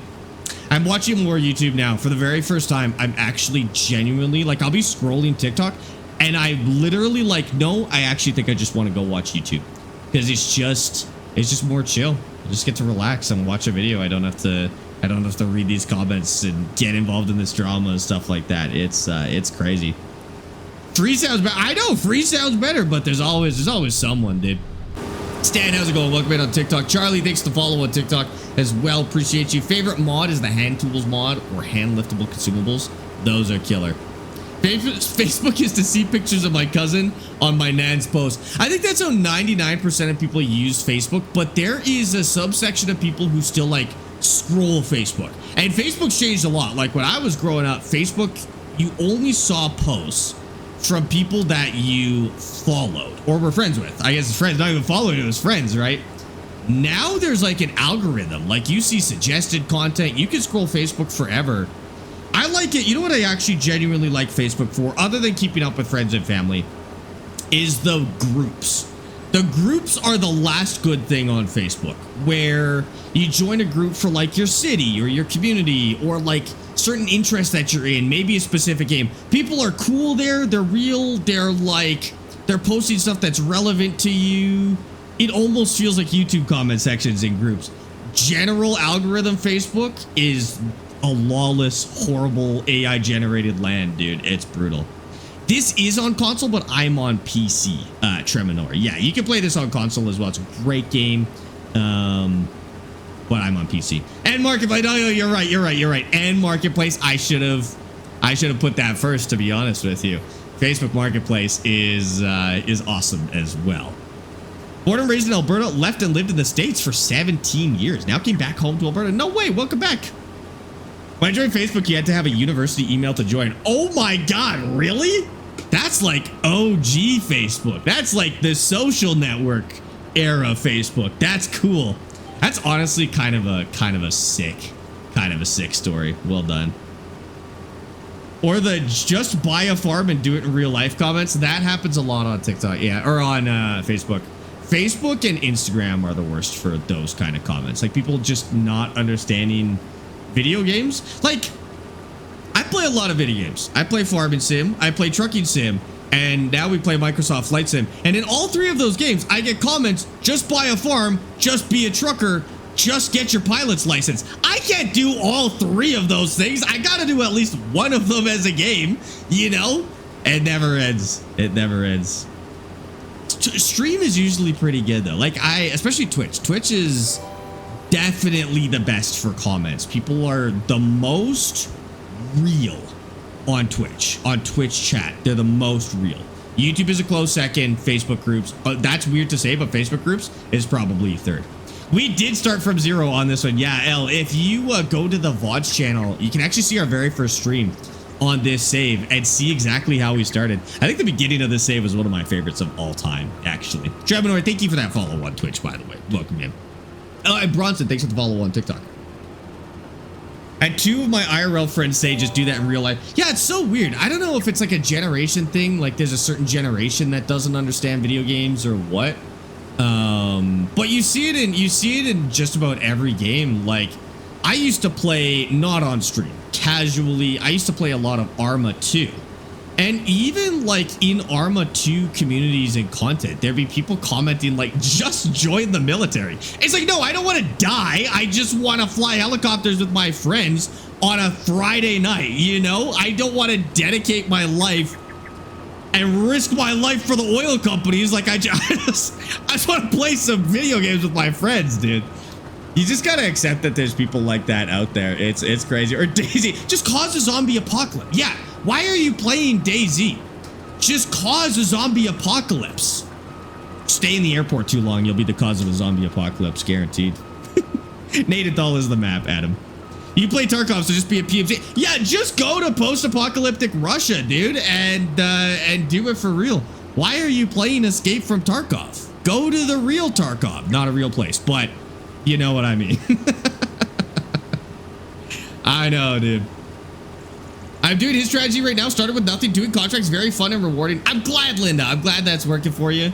I think it is very fun and rewarding. Rewarding is the big one for me when you play like this. Is Farm Sim 26 good on the Switch too? I would go with Farm Sim Signature Edition instead of 26. 26 doesn't have any sense of progression. You just kind of, it gives you a farm and you farm it, and it's kind of, I'm not a big fan of that. We're harvesting poppies. Yeah. PC specs, I don't remember off the top of my head. If you ask about a specific component, I might be able to tell you, but I got them all posted on the Twitch if you want, because I get that a lot. Is that what a hardcore save is? That's what a hardcore save. Yeah, so if you hear the term hardcore related to farming sim, it's usually start from scratch, no money, no land, no equipment. There's a few different ways to do it, but that's like the general basic hardcore. And then you work your way up from there. There's also start with a very small amount of money. And then there's start with a little bit of land and a little bit of equipment, but no money. That's also hardcore. There's a few different ways to play hardcore. But if you hear hardcore or start from scratch or survival, they're generally all one of those things in there. Yeah. You're trying hardcore right now? Have fun, dude. It's once you do it, you never play Farm Sim the same again. It's so good. We'll probably turn around right here, actually. When are you planning on getting a second harvester? At the end of this season. So there's this big price gap in harvesters where it goes from like 400,000 to like 750,000, like almost double the price. We're at that price gap right now. So I can't just like sell this harvester and upgrade it for 100 grand. I basically have to sell this and upgrade it for 400 grand. And we need this harvest to do it. Yeah, we looked at like potentially renting a harvester this year. We looked at all sorts of things. Toughing it out with this harvester was the best at this point. We're cutting poppies. Hi, Mrs. Crash. How's it going? 480 stream streak. Jesus. Thank you so much. I appreciate that. That's insane. I like starting with $0 and a chainsaw, only using equipment that I own for contract. Ooh, I like that too. Yeah, there's a lot of different hardcore rules, and there's no wrong way to play them. I think as you play through your different hardcore saves, you'll probably play it a few different ways. Like you'll start one save with nothing. You'll start one save with hand tools. Start one save with 50K. Like there's so many cool ways to do it. Some people do no teleport. Some people do no AI helpers. Some people do no contract. That's actually what we're doing right now is no contracts. There's a lot of different modifiers, and all of them are correct. All of them are good. All of them are fun. The only one that I will say sucks is using government subsidy signs. That's the only valid government subsidy sign usage, in my opinion, is if you're on console and you want a test save or like a learning save or something like that. But I'm telling you, everybody I've talked to who used to only use government subsidies, because especially new players will do this. It's kind of scary to like turn them off for the first time. But every single person I've ever talked to who has gone from using government subsidies nonstop to doing a survival save has said that the survival save was more fun. I've never talked to somebody who said they tried a survival save and quit and went back to subsidies, except in the case of having a test server. It's a pretty good way to play the game, dude. Wow, is this like actually gonna take all of it or no? Oh, I guess that just worked out perfect. Hi, Jonas. How's it going? Jonas Jones. Hi, Jones. What map are you on? Nadenthal. Nadenthal, Manitoba. Killer map. It's honestly so good. Like the auto leveling harvester, great for hilly fields. Yeah, we're lucky. Like we could just do the biggest, widest thing. We don't need to do the flex draper or anything like that. We might do. I'll probably do a year where we use the MacDon though, like the Swather, especially in a Canadian map. Like that's not crazy for a Canadian map. I'd like to use the MacDon at some point and try the Draper header and stuff like that. Then we just pick it up with a little combine. Actually, wait. We couldn't have done it with poppies, so it wouldn't have worked this time. At least I don't think you could do it with poppies. I was just thinking we could have done it this time to harvest faster. Dawn pack. Oh my god. Oh no, it doesn't. It doesn't. This is the Flex Draper. This is like a big MacDon branded header that you can put on other machines. We might have had enough horsepower to run this. I'm not sure, but this actually doesn't do poppies. We can't do poppies with the proper stuff. Okay, that's good. We can do some of the modded crops. So like we could do triticale and barley and stuff like that. Or whatever it is. Not barley. Not barley. What is it? Rye. We could do it with rye. That might be kind of a cool year to do. I used to do sides, but I saw people at YouTube starting from nothing and decided to try it, and I never used sides again. That's the most common story that I've heard for people who are getting into farm sim. Because everybody, like, you go to the mod hub and you sort by most popular mods, and you're like, oh, what are these subsidy signs? Or you talk to somebody else who's playing, and they're like, the first thing you need is subsidy signs, and then you just kind of get used to them, I think. But once you break out of those, dude, oh. What do government subsidies do? So the signs, it's a money cheat, basically. It just gives you money every month. So you place them down for free. It gives you money every month. It's not realistic. Don't let people tell you it's realistic. Government subsidies in farming works very differently than that. You don't just get them for free. You have to do things to get them. But it just gives you free money every month. The actual realistic government subsidies are in the precision pack. Or the precision farming pack. And those give you small, realistically sized payouts for doing certain things in your farm. So for example, we don't cultivate. And because we don't cultivate, we get a small bonus on everything that we sell. We also use a cover crop. Well, we'll be using a cover crop this year. And we'll actually get a payout for every acre of cover crop that we use, because it protects the soil and soil erosion and is good for the environment, basically. Those are what realistic government subsidies are. The government just doesn't just give every farmer $10 million every month to do whatever they want with. Although I'm sure there's some people out there who do genuinely believe that that happens.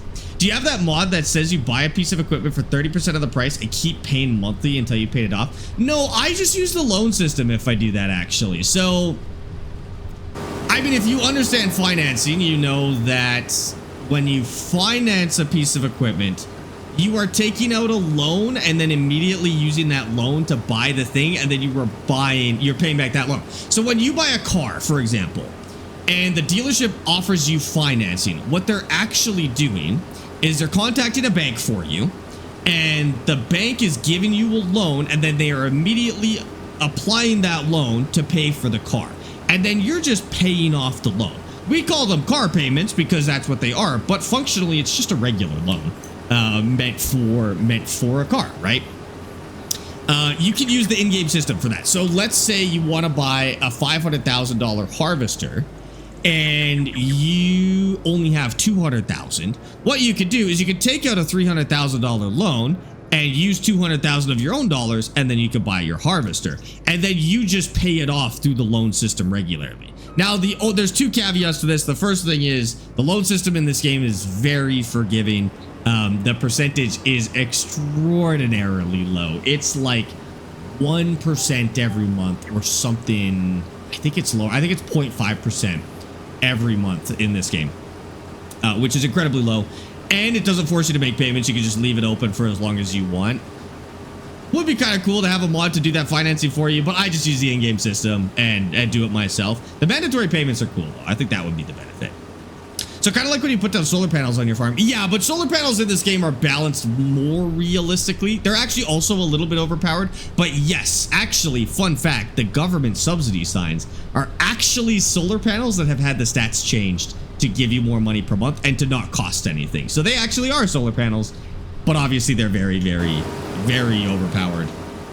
In this game, the solar panels and the windmills are they're a little better balanced. In real life, a solar panel probably won't pay itself off after 9 months, but after a couple of years, it may, depending on energy costs and stuff like that.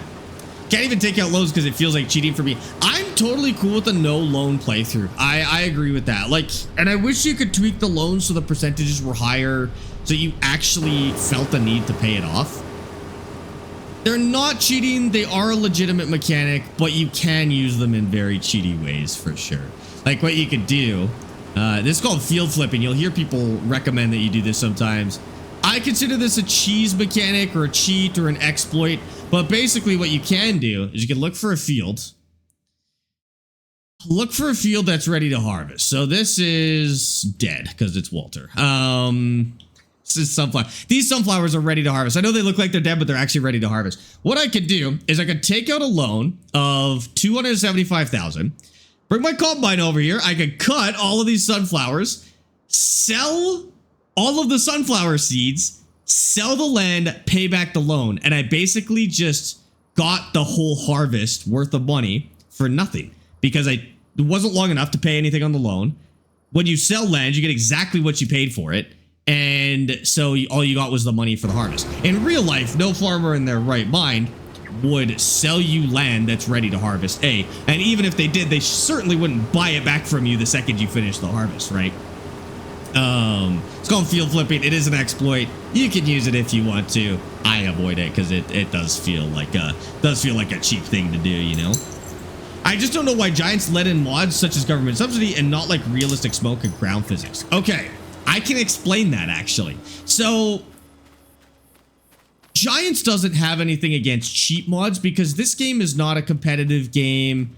And stuff like subsidies is entirely yours. Like, I do think new players tend to ruin their experience by using the subsidy signs and then messing themselves up, right? Like, a lot of people have done it. Many of us here in chat have done it.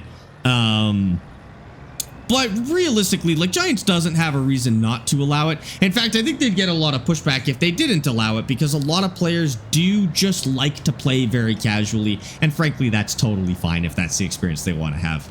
And so it makes sense for them to have it. Stuff like smoke effects and ground physics, they're a lot tougher. So first of all, consoles don't allow scripts. Those would at least require a script, which is basically like a piece of code that runs in the game.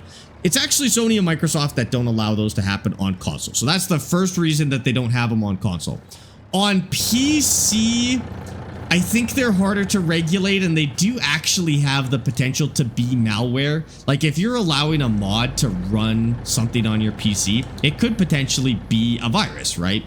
And for them to verify that that's not happening and stuff is probably a very intensive process. And I don't think they put it in the mod hub. These do exist though on PC. You have to get them from a third-party website, basically. They're called third-party mods. And they're a little bit risky because you can't guarantee that they don't have any malware in them or anything like that. And they may corrupt your save files and all sorts of other stuff. But technically, Giants does give you the tools to build these mods. They're just a little more intensive and they're not on the mod hub. But they can't even if they were allowed on the mod hub, they couldn't exist on console because they run scripts. And so there's no way to have them on console at the end of the day. Smoke, thank you for the follow on Twitch, by the way. The game is a semi-sandbox. The game is a full-on sandbox. I won't even say semi-sandbox. The game is a sandbox game. You play it however you want. So, like, cheap mods are not a concern. The one downside is that people do occasionally ruin their own playthroughs. But this is true for every modded game. Like, I think people do it for SnowRunner too. A lot of people will find the game really hard at the beginning, not knowing that it's supposed to be a really hard game, especially at the start. And so they'll mod in some really overpowered trucks, but then they'll get bored because the game is incredibly easy. I think every game that has mods kind of suffers from that phenomenon. It's part of the reason why I will always play a vanilla playthrough of a game first. Vanilla is no mods, if you never heard that term before. I will always do a completely unmodded playthrough of a game before I even touch mods, just to get an idea for what the developers intended the game to feel like. Some games that's more important than others, like in Farm Sim, you could do mods on your first playthrough, whatever. You don't need to. Definitely a good enough game that you could play through it with no mods to begin with. Other games are a little easier to ruin with mods. So like I said, SnowRunner, you could genuinely ruin your experience with mods. And that's one that I really think people should play without mods before they touch mods. It's just kind of meant to be a very difficult game. With the steering wheel, your camera twitches in first person while steering. It also happens to me. Yeah, I noticed that too. It's kind of annoying. I don't really know what causes it. This is dumpy, but it's not actually empty. Is this full?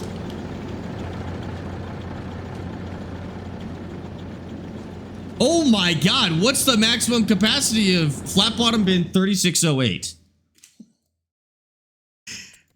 Is that full? Flat bottom 3608. Let me just take a look here. That'd be crazy, dude. Silo 3608. No, it's got a million. It's got a million liters. It's all good. Maybe the thing is off. Hold on. Just go. So this is. Maybe we're not actually close enough and that's not actually working, but maybe this is off-centered up here. Huh? That's pouring.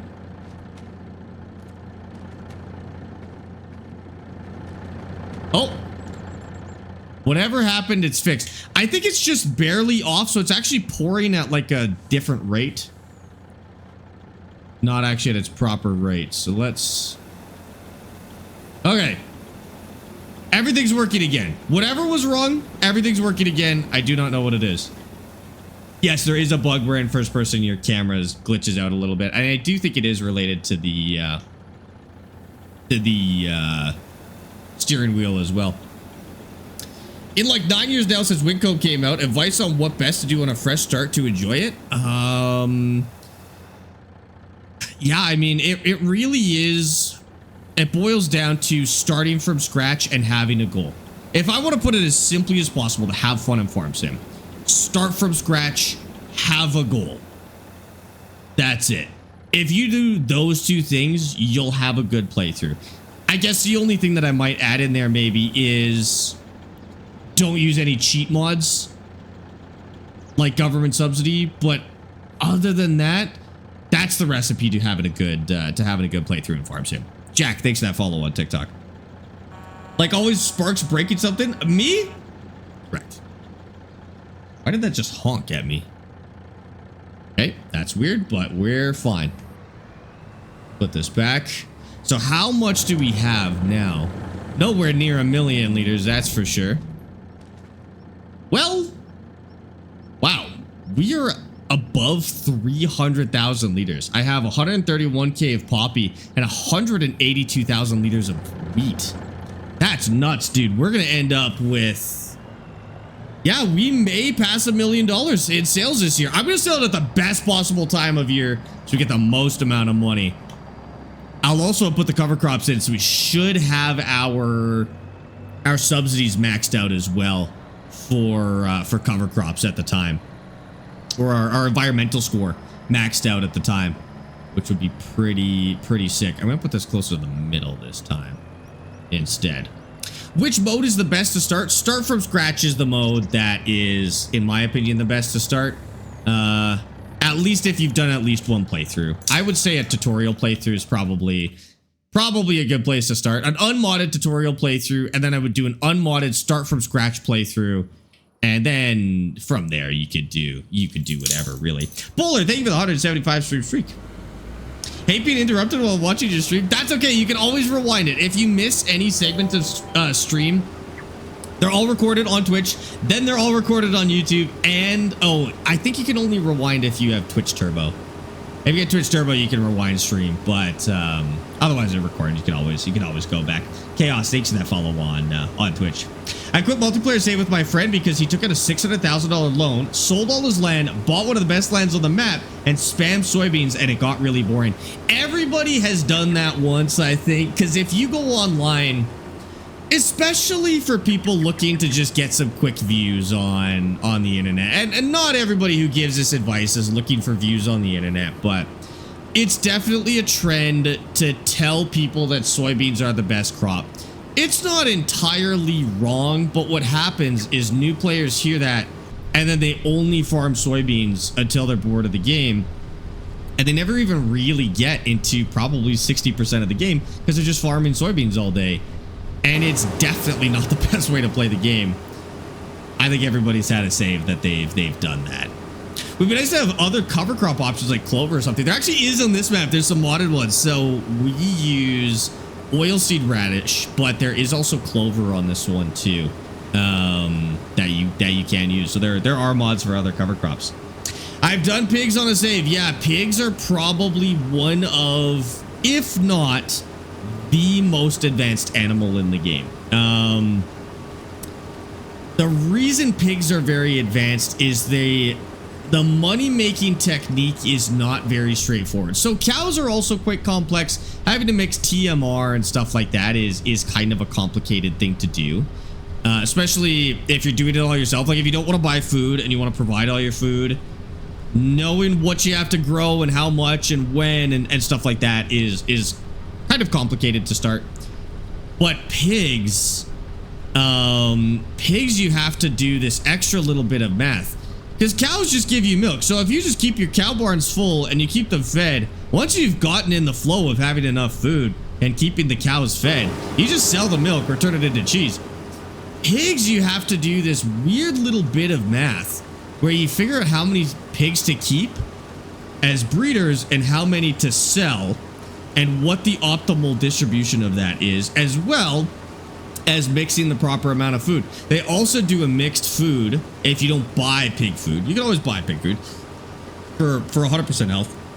But I think it's more fun to mix their food, but it doesn't get mixed the normal way like TMR does. TMR, you mix in a machine and then you put it in the cow pen and the cows eat it and everything's great. The pigs, you have to like manually mix it by putting certain amounts into the barn, and it gets a little more complicated. I like it though. Over 1,000 hours, I've never planted soybeans. I only planted soybeans for our Highlands fishing crop. Actually, that was the first time they actually gave soybeans something to do, because soybeans have, up until now, just been a harvest and sell crop. But in Highlands fishing, it became the main component of fish food. So if you were farming fish and you wanted to grow your own food, you actually had to farm soybeans and use it into production, which is pretty sweet. I don't know if it's better now to make fish food rather than sell soybeans and then just sell the fish food. I don't know if that's a real thing, but it'd be kind of fun to try at some point. TMR is easy, rack up before you even buy cows. Well, yeah, I mean, no, it's not easy. I think saying TMR is easy is misleading. Anybody can learn TMR. It's not like a super complex thing.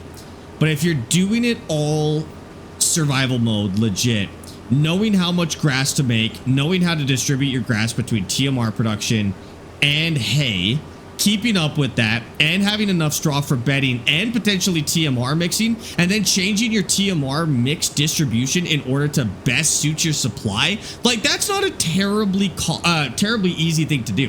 What you can do is you can just overshoot everything and then it's easy.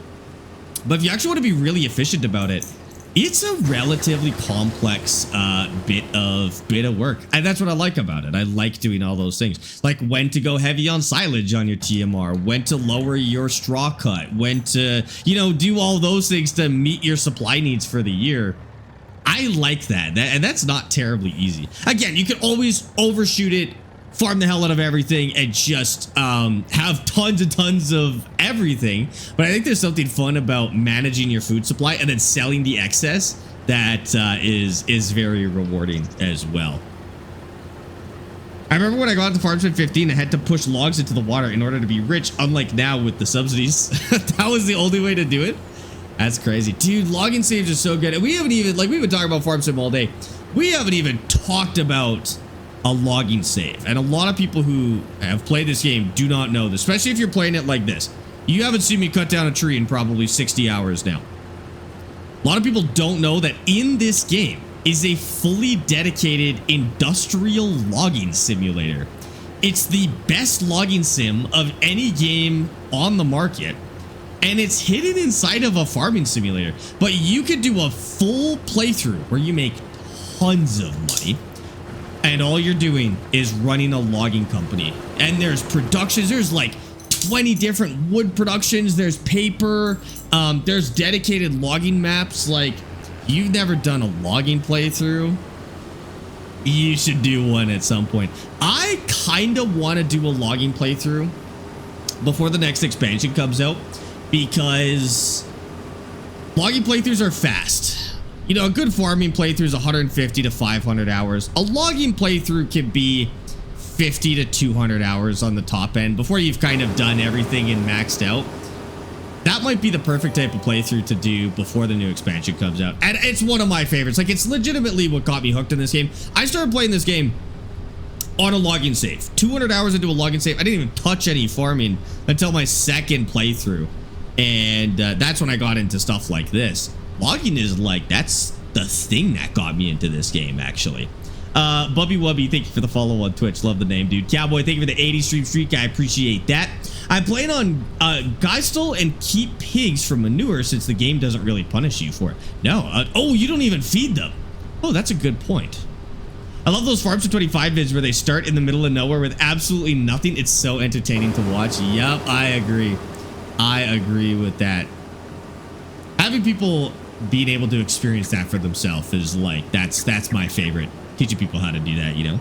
I'm gonna do another Christmas logging stream. We'll probably do it sooner than that. Yeah, I really enjoyed our community logging stream. So what that actually was a community stream that Thrustmaster and Bisect had sponsored. So we had just partnered with Bisect, which is our server hosting partner, and we had partnered with Thrustmaster, and they put on like a community night. So we were showing off the farm sticks. They offered us like a community discount on the farm sticks while that stream was happening. It was sick. That was awesome. I think Thrustmaster would probably like to do something like that again. So we'll definitely do it. We'll definitely do it again. Whether it's logging or something else, I don't know. Austin does the No Man's Land saves and builds it up, I believe. Yeah, he's one of the biggest RP guys on YouTube. So he kind of does, Austin and I do very similar playthroughs, but his is like a show with a story and some RP, and he talks in character, kind of, not in like a cringy way, but like in an immersive way. I do it differently. I stream, I do the exact same playthrough, but I don't play a character in the process. I just talk to chat, and the game is kind of like a background for me. But we actually have very similar play styles, which is, I wish I could, and maybe I should start doing it, but there's some cool like RP elements that I could probably mix into our saves at some point too. I'm gonna watch more of his videos or something like that. Have you done much with production buildings? Yeah, apparently I've got a little bit of a reputation for being the production guy. I didn't realize I was going that hard into productions, but I think the reason is a lot of the other farm sim creators started in old farm sims, Farm Sim 19 and before, where there were no productions. And so when I got into it, I just like went head first into the productions, and that became like my thing. I was building companies and factories in this game. Whereas a lot of the OG players, they didn't really touch them because it was new and it was boring. So yeah, I definitely know my way around productions. This is actually the first save where I'm trying not to touch the production so much. This is like my... I'm trying not to do it this time. I will get into productions at some point here, but I want to get into like high volume farming first, and then we'll get into productions. Truthfully, I do miss productions a little bit. It's a good way to break up some of the monotony of constant field work. So I do miss productions a little bit, but I'm just trying something new this time, you know? And see how's it going. Welcome in. I want to make a save, but I don't know how to start to ensure I have a long and fun save. I've got a bunch of videos on that, Vincent. If you go through my catalog there on TikTok, you'll find some guides.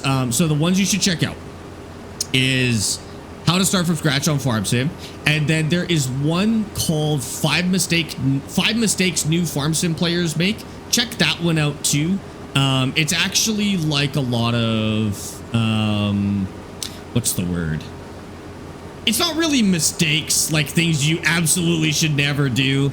It's more like things that new players do that sometimes ruin their playthroughs. Go take a look. And then if you have any questions, come back and ask, and I can help you out with that. Best starter production industry, like if you want to learn productions for the first time, bread. The reason I always recommend bread is because it is a two-stage production. So you take a grain, which is already the most basic thing to farm, like just farming wheat, turn it into the flour. That's super easy. But then it's a two-stage production. You take the flour and you turn it into bread, and then you sell the bread. So you learn the basics of farming grain. You farm something with a byproduct. If you farm something like wheat or oats, you have to do straw. So it teaches you how to do straw. It's the most basic production, which is flour. And then it's a tier 2 production, which teaches you how to chain and combine productions. I think if you do a bread company, you are set up perfectly for this game. You will know how to do pretty well everything if you do one of those. Yeah. Oz's Facebook Marketplace sales are crazy. Those are always the things people joke about too, right? Is the RP YouTubers do take some liberties, but the reason they do that is so they don't end up doing this for as long, right? Like you have to remember how much of our playthroughs are downtime, where it's just like, how long have we spent farming poppies? If this was a YouTube video, we'd have been farming poppies for 2 hours now. Nobody wants to watch that as a YouTube video, right? So what some of these RP YouTubers will do, if they're good, is they'll do stuff like Facebook Marketplace deals, or my grandpa had a truck deal or something like that. And that's kind of intended to accelerate the playthrough so it's not so repetitive. It makes a lot of sense from a video standpoint. It would feel a little cheap, I think, for a stream series, but from a video standpoint, it definitely makes sense. Your cat scratched your head bloody? Mine has done that. I actually have a scar. I don't know if you guys can see it on camera. I have a scar right here. When Petunia was a kitten, so when she was really little, I got Petunia at 3 weeks old. She was too young to be away from her mom, but she was lost. So I took her home because my grandparents were still looking for her mom. They didn't end up finding the mom, so obviously I kept Petunia. But I got her at 3 weeks old and she was too little. So she used to sleep in her carrier beside my bed, on my bedside table. And then when she got big enough, I would let her out into certain rooms of the house at night. So I would let her into the bedroom, and I would close the door to the bedroom so she couldn't get lost or stuck. She used to get like stuck in the blinds and stuff like that. And she used to get lost, which was very cute. But when she was very, very little, this was shortly after shortly after she got let out of her carrier at night, she'd sleep in the bed, but she didn't understand how to not get squished in the bed. So she'd curl up like right underneath me. But sometimes I would kind of roll over her in the night. And one time I rolled over her and scared her or something. And she grabbed my hand with her claws. And kittens have really sharp claws, way sharper than adult cats, because they don't scratch to you know, shorten them or anything like that. And she gave me a wicked scar on the top of my hand. And I think it's cute now. It's a little reminder of her. You know, I can't forget. That's for sure. Hi, Jack. How's it going? Welcome in. Your dog died yesterday. I'm sorry to hear about that, Nacho.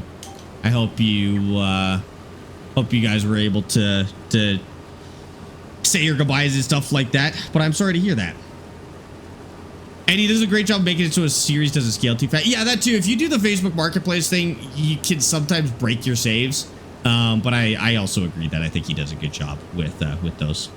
That's nothing compared to a scar from pedal bike studs smashing into your shin. I've done that a few times. I've never had a scar from it, but yeah, that sounds absolutely terrible. No, you're good, Stuck. I had actually answered that. I assumed you just accidentally reposted it, but I had actually talked about that earlier. A bad reminder? Not really. I mean, I wasn't too upset about it. It was deep enough that it gave me a scar, but I wasn't too upset about it. I have a tattoo of Petunia as well. Actually, that's what's on this. Oh, you can't really see it. There's a tattoo of her on my arm too. We did a subathon, and I said if we got, it was something crazy, like if we got to 2,000 subs with the release of Farm Sim 25, I would get a tattoo of Petunia. And somehow we actually hit it, so I had to get a tattoo of my cat, which I kind of wanted to do already. I wasn't just like giving away joke tattoos or something that would ruin my life, like a neck tattoo or a face tattoo or something, which I could get away with as a streamer, actually, now that I think about it. But I was not expecting that to happen. That was crazy. I had a pedal bike cut so bad I needed stitches, but I cried and refused to go because 2 weeks earlier I gotten 18 stitches in my leg from a doctor that yelled at me for crying. I was 7. What? A rough year at 7, Sweet Bit. That's crazy. You need a forehead tat? I'm not getting a forehead tat. I do owe you guys a milk tattoo. I have not even been to an artist since I moved. I've moved very far away from my other artist, so I haven't been to a new one. I don't know. I'll go at some point. Amy says I can't get any more tattoos until we buy a house, which I think is fair because tattoos are expensive. The next work that I want to get done is really expensive as well. So she told me I have to wait. I'll get the milk tattoo whenever I have the chance. This is gonna be like $100 tattoo, right? So I get the milk tattoo whenever I have the chance. But I've been avoiding tattoo shops so that I can save a little bit of money. Don't get a face tat or we'll all be leaving. No, you wouldn't. You wouldn't. If I got a tasteful face tat, is there such thing as a tasteful face tat? I'd like to get a neck tattoo. I think that would look good, but I'm gonna think on that one for a while because I know a lot of people think they should get a neck tattoo and then they hate it or everybody around them hates it. So I will think about that for a while before I do it. No face tattoo. I don't think I want a face tattoo. I do like the look of neck tattoos though. Those two look good. If you do a face tattoo, do it like Zombie Boy. I don't know who Zombie Boy is, but I'm in. Get a milk neck tattoo. No, you got to be careful with what you get a tattoo on your neck for. Otherwise, people make jokes about it. Like a lot of people get sayings or words on their neck, but you don't want to get like some people get goat, G-O-A-T, on their neck, and then all their friends call them throat goat. So you really you got to be careful with neck tattoos, dude. Or another one is limitless. I don't know what it is. Some people like limitless on their throat. Limitless throat is not really the vibes I'm going for here. Cut here with a dashed line. I like that. That's sick. That's sick. No, I won't do a face tattoo. Maybe neck tattoo one day, but we'll see. Teardrop tattoo for the sheep that you killed. Dude, I'm gonna get murdered if I get a teardrop tattoo. Not doing that. Milk pouring into a saucer for Petunia. See, I like that. I like that one. That one's good. If my canine sees your cat tattoo on your arm, you'll need to run out. Because of it? What? Yeah, I'll wear long sleeves if I ever meet your dog. Milk throat doesn't sound great, I guess. Yeah, like that's the thing. You gotta I think you just gotta do like no words. It almost doesn't, it can't have any meaning, to be honest with you. It's gotta be just something like flowers or something, or just black it out, or I don't know. Cause like I've seen something that I'm like, there's no way anybody can make fun of that on TikTok. And I go to the comments and somebody's making fun of it. Like I saw one guy had a crown and I was like, that's a little gaudy, but I guess it's fine. Go to the comments, top comment, Throat King. And I'm like, damn it. Like, you can't get anything, dude. Can't get anything. You come to my tattoo artist in Sweden. I'd love to get tattoos while traveling. I think that would be awesome. Dude, Korean tattoo artist. The artist that did this one, she's a Korean artist living in Edmonton. They are something else. They are... it's insane. I don't know if it's just I love that style and maybe that's what I'll go for, but if I ever went to Korea, I'd be getting a tattoo for sure. Oh wait, can you get tattoos in Korea? Korea actually might be one of those countries where it's illegal to give tattoos. Now that I think about it, maybe that's why all the good Korean tattoo artists are here, because that's you can't get them over there. Crash, thank you for the hydrate. How about getting a hand fan tattooed on your neck? No. None of that. Zombie Boy was a Canadian model, artist, and performer. He became famous for his extensive tattoos, which nearly covered his entire body and were designed to resemble a human skeleton's decaying flesh. What? I saw one where a guy got like lizard scales all over his body, but I haven't seen that. That's nuts, dude. Kevin and Kay, thanks for the follows on TikTok, guys. Appreciate that.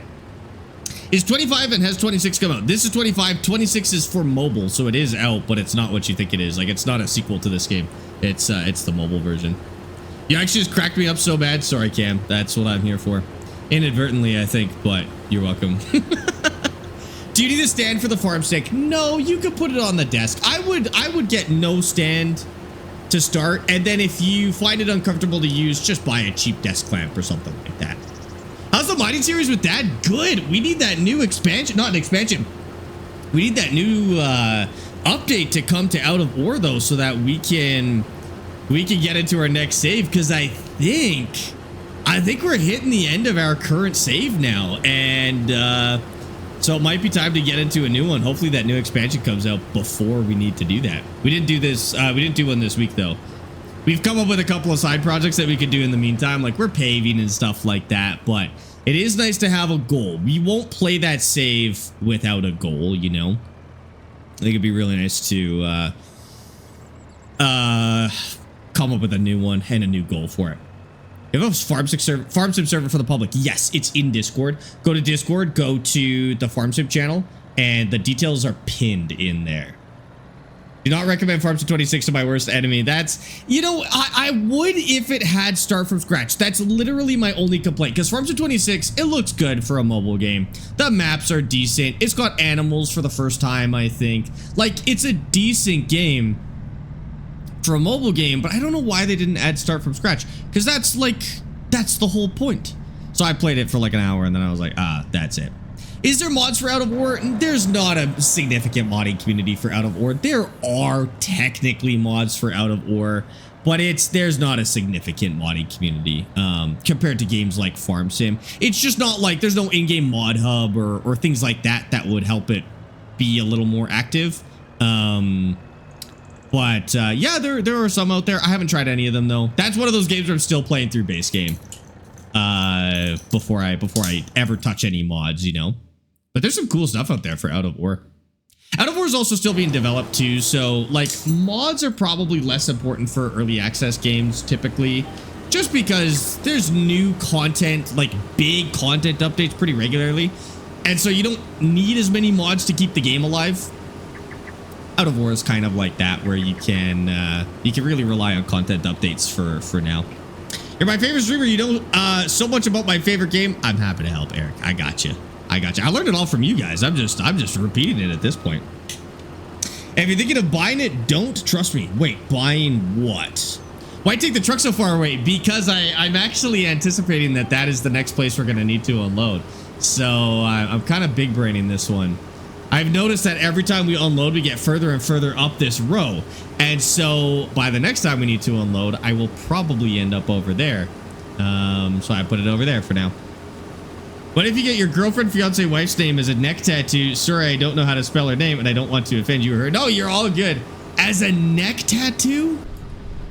She'd love that, probably. Actually, would she? I'll ask her. I'll ask her tonight, Diesel, and I'll let you know if I can get a neck tattoo of Amy's name. Yes, JB, I'm grateful you're here. I'm just teasing you. Oh my God. Are you gonna play the tornado chasing game Funnel Runners? I haven't played any weather chasing sims yet. I do hear that they're pretty cool, but I haven't played any yet. They're also really expensive, weirdly enough. So right now I'm getting into Microsoft Flight Sim. That's my latest one. And then we'll have hit basically all of the major sims, because I've done train sims, I've done farming, trucking, all sorts of racing. We've done ship simulators, fishing, hunting, construction, and now we're doing flight. So those will be like all the major sims. And then I don't know what we do after that. Couldn't tell you. Just fix the camera twitching by disabling the camera movement binding in settings. Oh, is there camera movement bindings on the wheel? I'll do that. That's a good idea. Amy on your forehead and Petunia on your neck. That's basically how I sleep, Crash. Yeah. I like that. I'd be okay with that. I'd be okay with that. Grass simulator? I mean, we did do lawn mowing sim. Jokes aside, we did do lawn mowing sim. Do you have any fighter jets without paying for them? Sorry, in what? I'm playing flight sim as we speak. Fighter jets? I don't know if you're doing Microsoft Flight Sim. I think DCS might give you one or two. Like, I think you get the frog foot for free in DCS. DCS is better for fighter jets, by the way. If you're doing civilian aircraft, then Microsoft Flight Sim is fantastic. If you want to do fighter jets, combat helicopters, stuff like that, then DCS is actually what you want to be playing. That's a very well made game. Heard Lawn Mowing Sim 2 is good. I didn't have a good time with it, actually. So I played a lot of Lawn Mowing Sim 1, and ooh, I think I'm gonna be on the wrong side of the field for it. Why don't we just unload now? I played Lawn Mowing Sim 1 and I played the hell out of it. It was a great game. Lawn Mowing Sim 2, the machines felt very, very janky. The graphics were somehow worse. I did like the leaf blowing mechanic and stuff like that, but I actually had a worse time with Lawn Mowing Sim 2. But if they keep working on it and get it up to the level of the first game, then if it's like the first game but with the leaf blowing mechanic, it would be great. I don't know if this is weird to say, but I want to be like you. You are peak. Frame, you do not want to be like me. I appreciate that. That's super nice. Set your sights on something higher, dude. That's crazy. That's crazy. Oh, I don't know if anyone's on the server right now. It's still pretty early in the day. Like, you have to keep in mind that most people are at work right now. So we're like, I like to think of us as the workplace radio / podcast entertainment, especially on the weekdays. Check again in the evening and there should be more people kicking around. Just that I've heard that DCS is a hard time to download. It's a very big download. Yeah, that's true. And it wasn't too bad to get working when I tried it. It's just a really big download. That's it. But once you have it, you're good to go. The only other difficult thing I think is key bindings, but once you get it, it's the best combat sim for sure. The only other one I recommend, if you want something a little more casual, like, keep in mind DCS is a full-on simulator. It's not even really a game. It's a simulator, right? If you want something that's a little more gamified, try Arma 3. Arma 3 is it's a combat sim, but the flight mechanics aren't as hardcore, and it also does a better job of having like campaigns and stuff based around certain vehicles. So you like big scenarios and stuff like that. So I was playing a lot of Arma 3 over the last couple of months. There's a helicopter scenario basically, and you fly transport and you fly combat and supplies, and you basically just completely get into helicopters. Again, not as hardcore of a sim in terms of flight, like aerodynamics and controls and stuff like that, but still a really good game. there a Discord VC for the server? Yeah, if you go to that pin message again, it's actually, there's a separate Discord server for it. If you go in there, you'll find it. I'm at work listening to you. Yeah, I've been told that that's probably what most people are doing. Which is fair. I don't mind that. Rogue, thank you for the 20 streak, by the way. I appreciate that. Hi, Marius. Do you remember me? Yeah, Marius, I remember you. That's a silly question. The guy that flies Heli's naked in Arma 3 is top 10 most aura farming guy ever. I think that might actually be Arma Reforger. I do remember a guy that did it in Arma 3, but I think a lot, there's actually a few of them. Like there's probably a guy that started the trend, but this is like, I've seen a lot of Arma content creators flying helicopters. They are not playing on the simulator mode though. They're playing on basically War Thunder physics. It's like a little bit more realistic than War Thunder and Battlefield, but generally it's a very forgiving way to play the game. But the videos are really cool. But I think most of them are now playing on Reforger, which is it's kind of a test bed for a potential Arma 4 now. You answer the people's questions like a podcast. Those are my favorite, is when like somebody's asking questions and it starts a whole conversation. I love that, dude. It doesn't even have to be related to Farm Sim either. We could talk about anything. The only shooter game I played is in Cursor Red River. Oh, if you played in Cursor Red River, you're gonna love Arma, dude. IRR is it's a more on the realistic simulator side.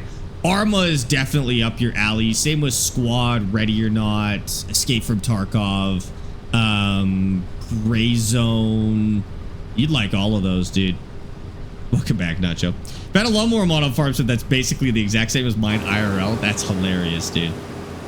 Add-on recommendation for Microsoft Flight Sim is GFX. What's GFX still? I'm still very new. I'm still learning to fly helicopters, basically. Marius but what's _ GFX? Grassengard just Marius! subscribed with Prime. No way. How are you?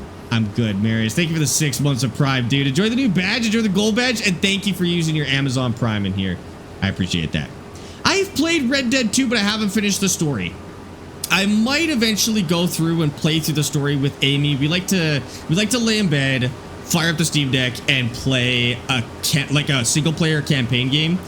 She says it's like having her own private Twitch streamer, which is hilarious. But we're currently playing through GTA 5, the story, because I haven't played it before. We might have to do Red Dead next. I played a lot of Red Dead Online before we kind of lost it to hackers. Great game. Saw that IRR is on your wish list. It's a little silly to have on my wish list because it's free, I'm pretty sure. But I just haven't had the chance to get into a game like that. More realistic weather mechanics. Oh, shoot. Let me get better at flying, and then I'll put in GFX then, Dill. I can barely handle helicopters in the wind right now. We've been doing 2 of the harder helicopter things lately. We've been doing the sling load missions where you have to move like cargo from a ship to an oil rig, stuff like that. And then we've been doing the search and rescue missions, which basically means you fly into the mountains, and that one is also quite hard. I think once I master all of those scenarios, maybe I'll finish agriculture as well. I haven't done agriculture yet. Once I've finished and kind of mastered those, I'll get into some of the tougher weather stuff, because that is a hard game to play, that's for sure. Even the wind is a lot. What's War Thunder? War Thunder is probably the biggest casual flight game, and it does have some semi-realism modes, like a little bit on the simulator side, but War Thunder is mostly an arcade game, and most people are playing it as an arcade game. But it's the biggest flight. It's the biggest flight game of any game out there at the moment, and it's famous for being very grindy. You have to unlock your planes by playing the game, basically. You start with really crappy planes, and then you work your way up. And it takes forever to do, but it's very fun to watch. And they've got tanks in there as well. You got tanks, I think at some point. Oh, maybe I got it mixed up with something else. I don't know if there's ships. There's some game like it with ships. And then there's been talk about adding ground infantry to War Thunder, which would be insane. I don't know if it's going to happen, but would be pretty cool. I think they might have done it as an April Fool's joke at some point too, but it would be a cool feature. Trifle, thank you for the follow. War Thunder is very addictive. War Thunder is very addictive. It's a little too casual for me. For casual flight, I like Ace Combat. Doesn't take itself very seriously, which is amazing. Ace Combat is like literally just meant to be fun.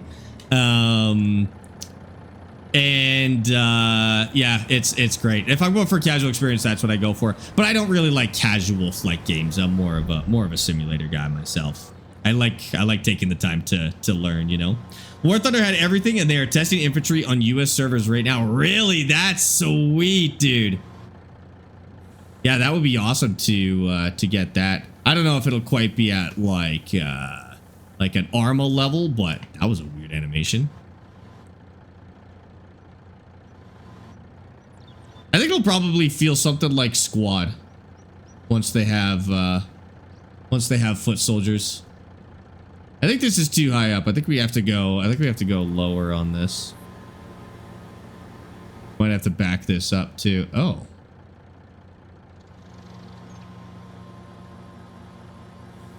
I think that should be good. We back up.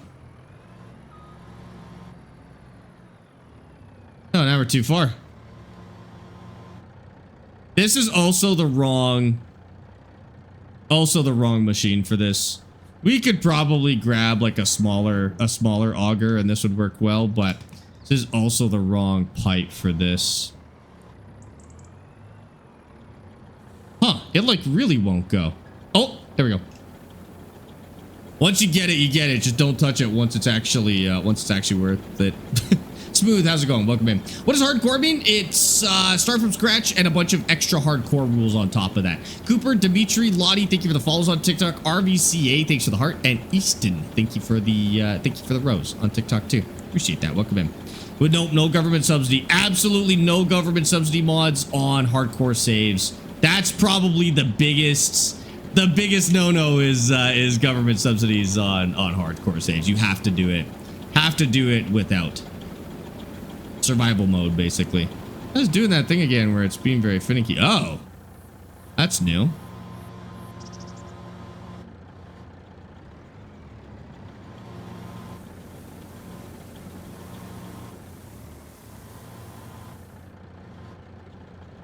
I think it's just because it takes so long to flow.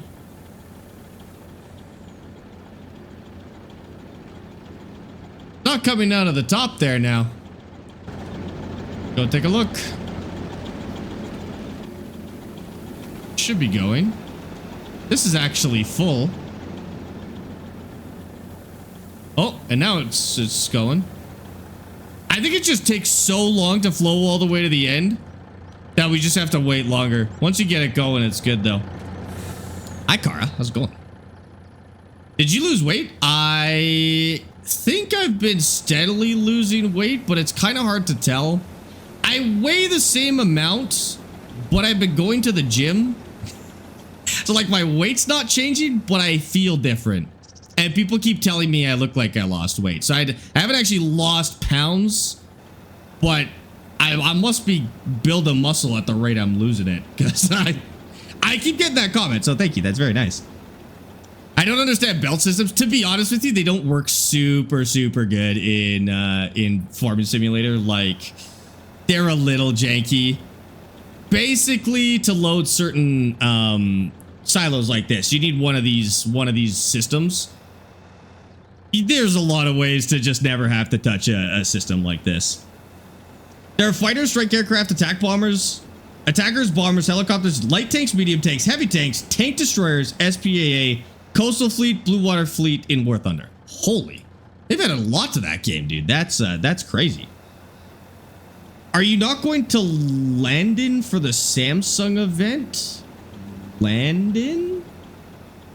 I think it's in New York for this this upcoming one, right? No, I went last year, and then I did San Francisco this year. So I don't think I'm supposed to do whatever the next one is. That's right. They do have a reveal in about 2 days, which would be pretty cool. Oh, chat, I have a giveaway for you guys. I keep forgetting to mention this. I have a giveaway on TikTok, and actually I have a giveaway on every platform. If you go to any of my platforms, so TikTok, Instagram, YouTube, and Facebook, there's a post on there with a puzzle. It's a Samsung post. There's a puzzle on it. If you go in there and comment that you're signed up, sign up for the thing and then comment that you're signed up. You'll be entered in a chance to win the new SnowRunner DLC for free. So if you do that on as many platforms as you want, you'll be entered every single time you do it. So if you go into there, and then just keep an eye out for a message on one of the platforms. But if you go comment signed in on that post with the puzzle, so if you're on TikTok, do this right now because you guys are already there. Go comment on that video and just say signed up, not signed in, signed up. And that'll enter you. And then you can do it for every platform. So if you want to do it on TikTok and Instagram, you'll get 2 entries into that giveaway. If you do it on Instagram and YouTube and Twitch, or not Twitch, and Facebook and TikTok, that's like 4. I think 4 is the maximum you could get. It might also be on Threads too. Threads will give you an extra one as well. Goes to Tree for Petunia. I got you. War Thunder is rage bait. War Thunder is kind of rage bait. Yeah, I will say they're definitely threading the line between pay to win and not pay to win. Like, I would say War Thunder uses a lot of pay to win mechanics, but it does it in the way GTA Online does it, where it's technically possible to do it without paying, but it's just frustrating enough to get you to spend money on it. It's so weird. Thanks, Smooth. I appreciate that, dude. That's super nice. I have to go back and look at my videos and see if that see if it's noticeable. Daniel and Alex, thanks for the follows on TikTok too, guys. Appreciate you. My first ever time in Giants Editor, gonna build my grandpa's farm. I've always wanted to do that. I might end up doing that one day too. That's awesome. To join the infantry, you need to register for the beta. I'll probably just keep an eye on it. I don't think I'll enter it to actually try it, but that does sound pretty cool. Hi, Grumpy. How's it going? Mostly pay to progress. Yeah, and like, I think that pay to progress is pay to win. Especially when it's against other players. In a single player game, you know, it's not a terribly egregious pay to win feature, but when progression gives you things that make you better than other players, it's just a sneaky pay to win system. War Thunder players are cool with that. Like, it obviously doesn't bother them enough to not play the game, but it's a little too pay to win for my taste. Other than the fact that I don't really love the game that much to begin with. Nautical Warfare Battlefield 6? Dang, I might have to get back into that for a little bit. That game's fun, dude. War Thunder Infantry will be modern rather than the starting point post World War I and World War II. Oh, okay. That makes sense, because adding like that many ages, because they've got all of those ages for the aircraft, but adding all of those ages for infantry would be kind of tough. When are you gonna post another TikTok video? I always learn something from them. They're great. TikTok videos are like my lowest priority. So streaming, getting to stream and streaming is my highest priority. And then YouTube videos, keeping up with the YouTube VODs and the YouTube videos, and then short form content. Just like as a Canadian, I don't get anything from short form content. Like, I don't get paid for it, right? So I have to make sure I do all the things that actually pay my bills, and then every once in a while I come up with a video. And I'll usually do them in phases. Like, you'll see like 5 videos from me in a week and then none from me the following week. I'm not very consistent with those. Getting to stream is a big challenge in itself. That's true.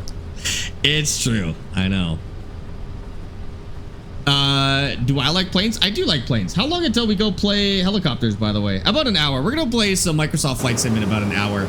And we'll do some more search and rescue stuff with the helicopters. That was really fun to do on stream. So we'll do that a little bit later. Also, it pays really nice, which I really like. Daniel and Alex, thanks for the follows.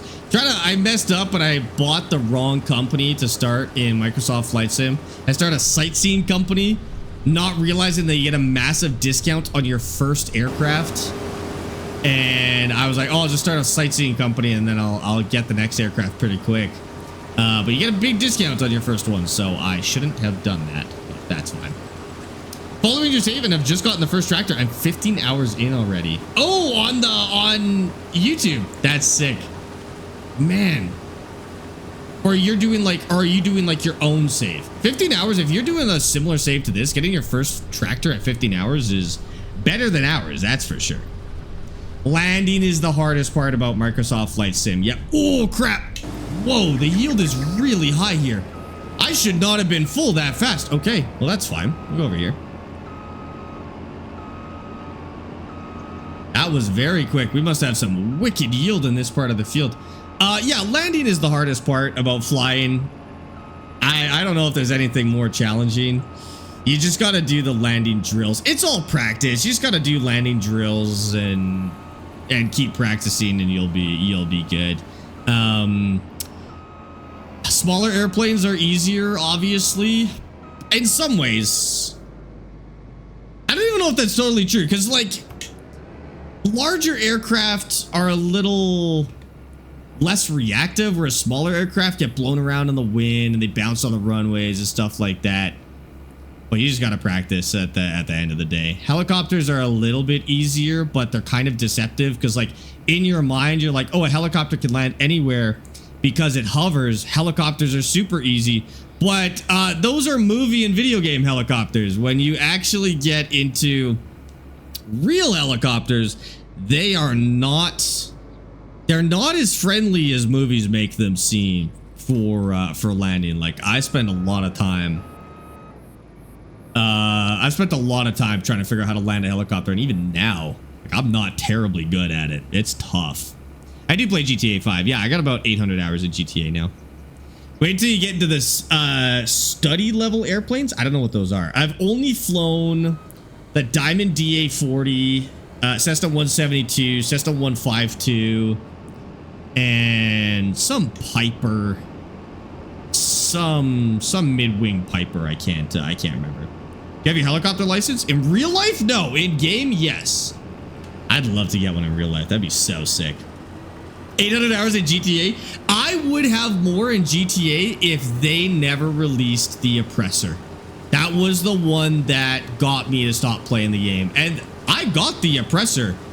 It was so overpowered that I just like refused to use it, because all you would do is you'd fly around spamming missions on the Oppressor and businesses on the Oppressor, and it wasn't fun. But because everybody else was flying one and you couldn't do anything in private games at the time, I just didn't like playing the game anymore. Like, it just got old. And then when they made, I'd kind of lost interest in GTA at this point, but they eventually made it so you could do everything in a private game, and that brought me back for another couple hundred hours. The Cayo Perico heist was kind of the lead into that, you know. You could do it in a private save.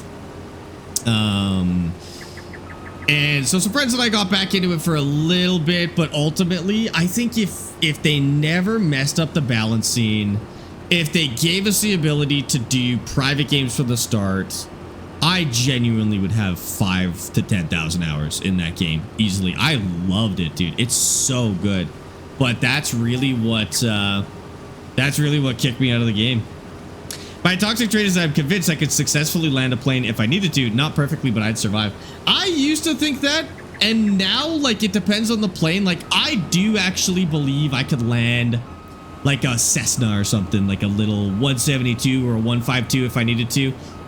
I don't think I could land like a 737, but they do have some automated systems that, like, if you're in contact with air traffic, you could probably get on the right path. I don't know.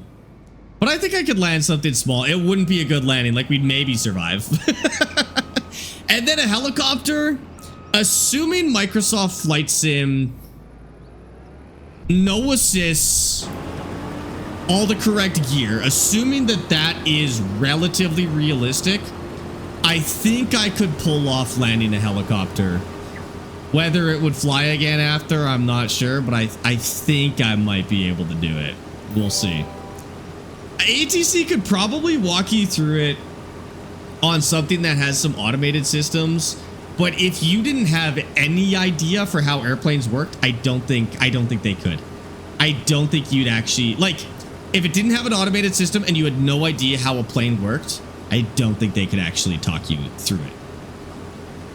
But maybe I don't know how often they've run into this situation. Maybe somebody has. Joseph, thank you for the follow on Twitch, by the way, dude. I'm imagining what it would look like when clicking on Sparks' stream and just seeing him, like, fly a helicopter. It's gonna happen. It's happening today. Or do you mean a real helicopter? That dude, if we ever get the chance to get in a real helicopter. Oh, you can't really stream from a helicopter.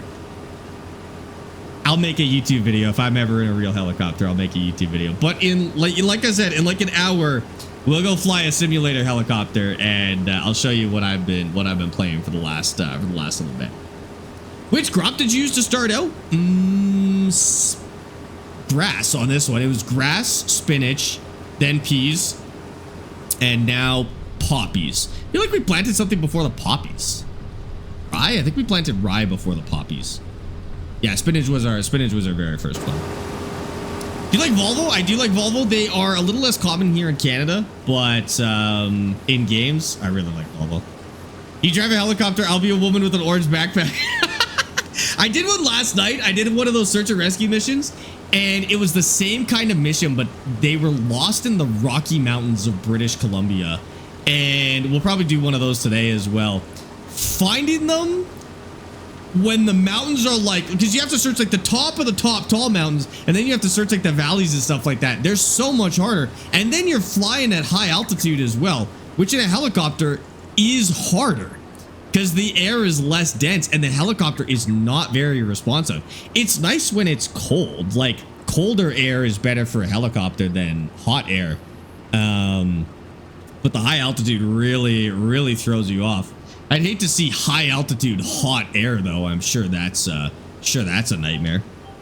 How many hours do you have on the save? About 105 by the end of this one.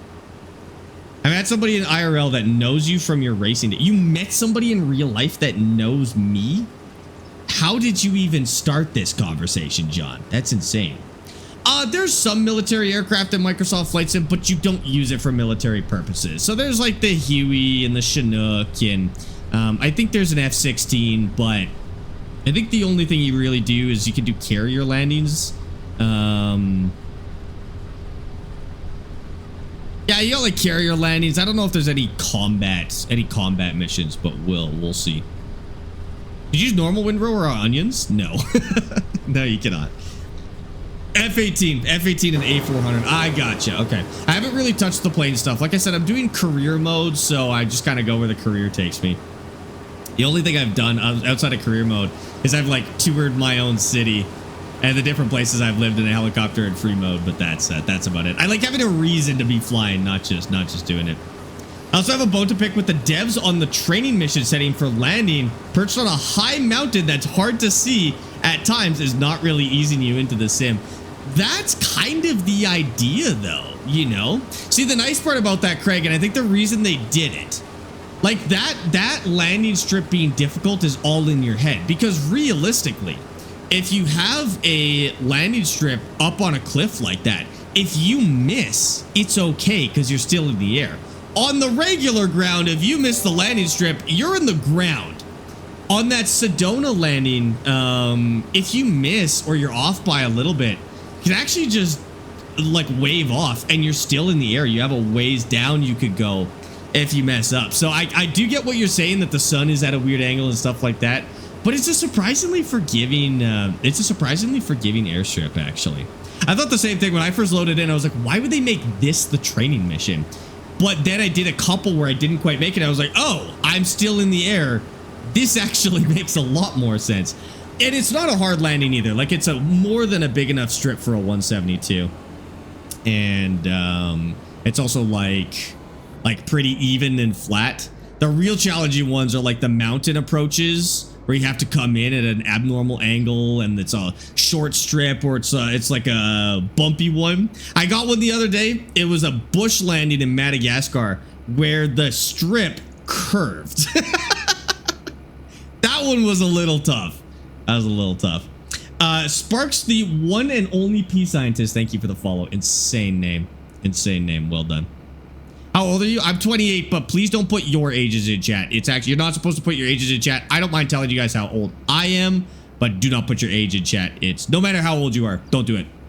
It's just, we do it just to keep kids safe for the most part. Are you gonna do the space shuttle mission where you can land it coming from orbit? Well, I better. I think we'll go until we're bored of the career mode. And then, yeah, maybe we'll try some of the cool scenarios. Oh, Maple, get out of here. Oh, I just ran over Maple.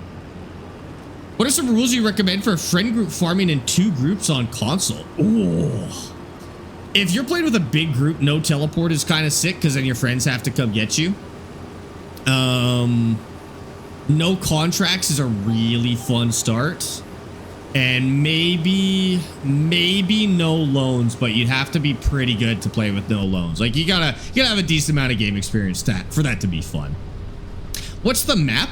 Nadenthal, Manitoba. A lot of the time I'm falling short, and others I'm completely losing sight of where the runway is. Yeah. Falling short is also the problem I have landing a plane. Luckily those smaller planes are pretty responsive to throttle input.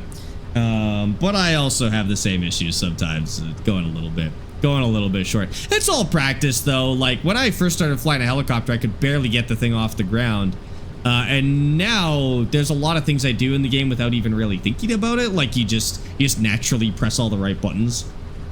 So it'll come to you. I've got about 30, I've actually got about 40 hours in the game now, because I played 10 hours on Xbox Game Pass on PC, and then I switched to Steam when I canceled my Game Pass. And then I've put another 30 hours in there, so about 40 hours or so. Sparx, you don't have a problem with falling short, you have a problem with being short. Okay, well maybe that's why I have a problem with crashing planes, okay? Short people aren't supposed to fly planes. I have a problem with my farm stick. Sometimes after using the little thumbstick, the camera keeps moving in farm stick. Do you know how to fix that problem? Yeah, you have to calibrate it, and then if that doesn't fix it, just reach out to Thrustmaster and see if they can help you. Use loans to buy one item at a time and can't take out another loan until it's paid off. That's a rule we've got here. And it's actually a lot of fun. Yeah, we can only do one loan at a time. We have to pay it off before we can take out another one. So we've been using it to buy land, and yeah, we have to pay it off before we can take out another. I'm trying to decide if I want to pay back our loan or just go straight for a bigger harvester. It's insane how expensive a bigger harvester is, dude. What I'd really like probably is another big piece of land. But I can't do 3 pieces of large land with this harvester. Like, it takes all day for us to harvest what we've got now. And we still have, like, look at that. We still have one giant field of poppies to go. It's going to be a lot of work still.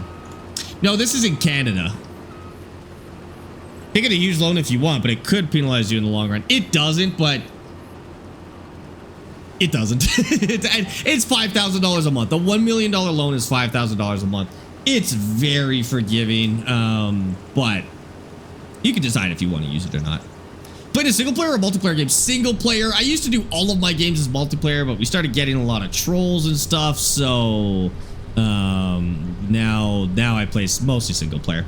Why is there paths in all of the fields? Maybe a stupid question, but I'm a beginner. No, no worries. So those are called tram lines. You're talking about these lines right here on the left side of your screen, right? Yeah, those are called tram lines. So in real life, if you drive on a crop, you wreck it. No matter what kind of tires you use, if you drive on a crop, it breaks. So when you have to do something that's a later stage operation like spraying, you have to drive on the crop, but you're going to wreck everything that you drive on. So what you can actually do with the precision farming mod is you can program those lines into the seeder, and then you don't waste all of those seeds. You don't waste any fertilizer because you are taking those paths. And so rather than driving through and destroying them, you know, you can just drive on the paths and you're good to go. You don't like playing single player? That's okay. This game is definitely better multiplayer. I get where you're coming from. Yeah, this game is better in multiplayer. Why would anyone troll? You're so nice. Listen, people just want attention on stream. That's one thing I've kind of learned over the years of streaming, is like people just want to be seen on stream for 5 seconds for whatever reason. And sometimes they'll do whatever they can to do it. Like they'll wreck your saves, they'll hide your equipment, they'll stand on top of your machines in a really distracting way. Yeah, it gets old pretty quick, but that's okay. You'll always find those people. That's a paid chatter? What's a paid chatter?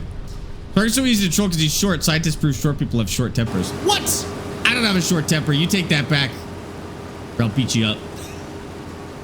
Or whatever people with short tempers would say.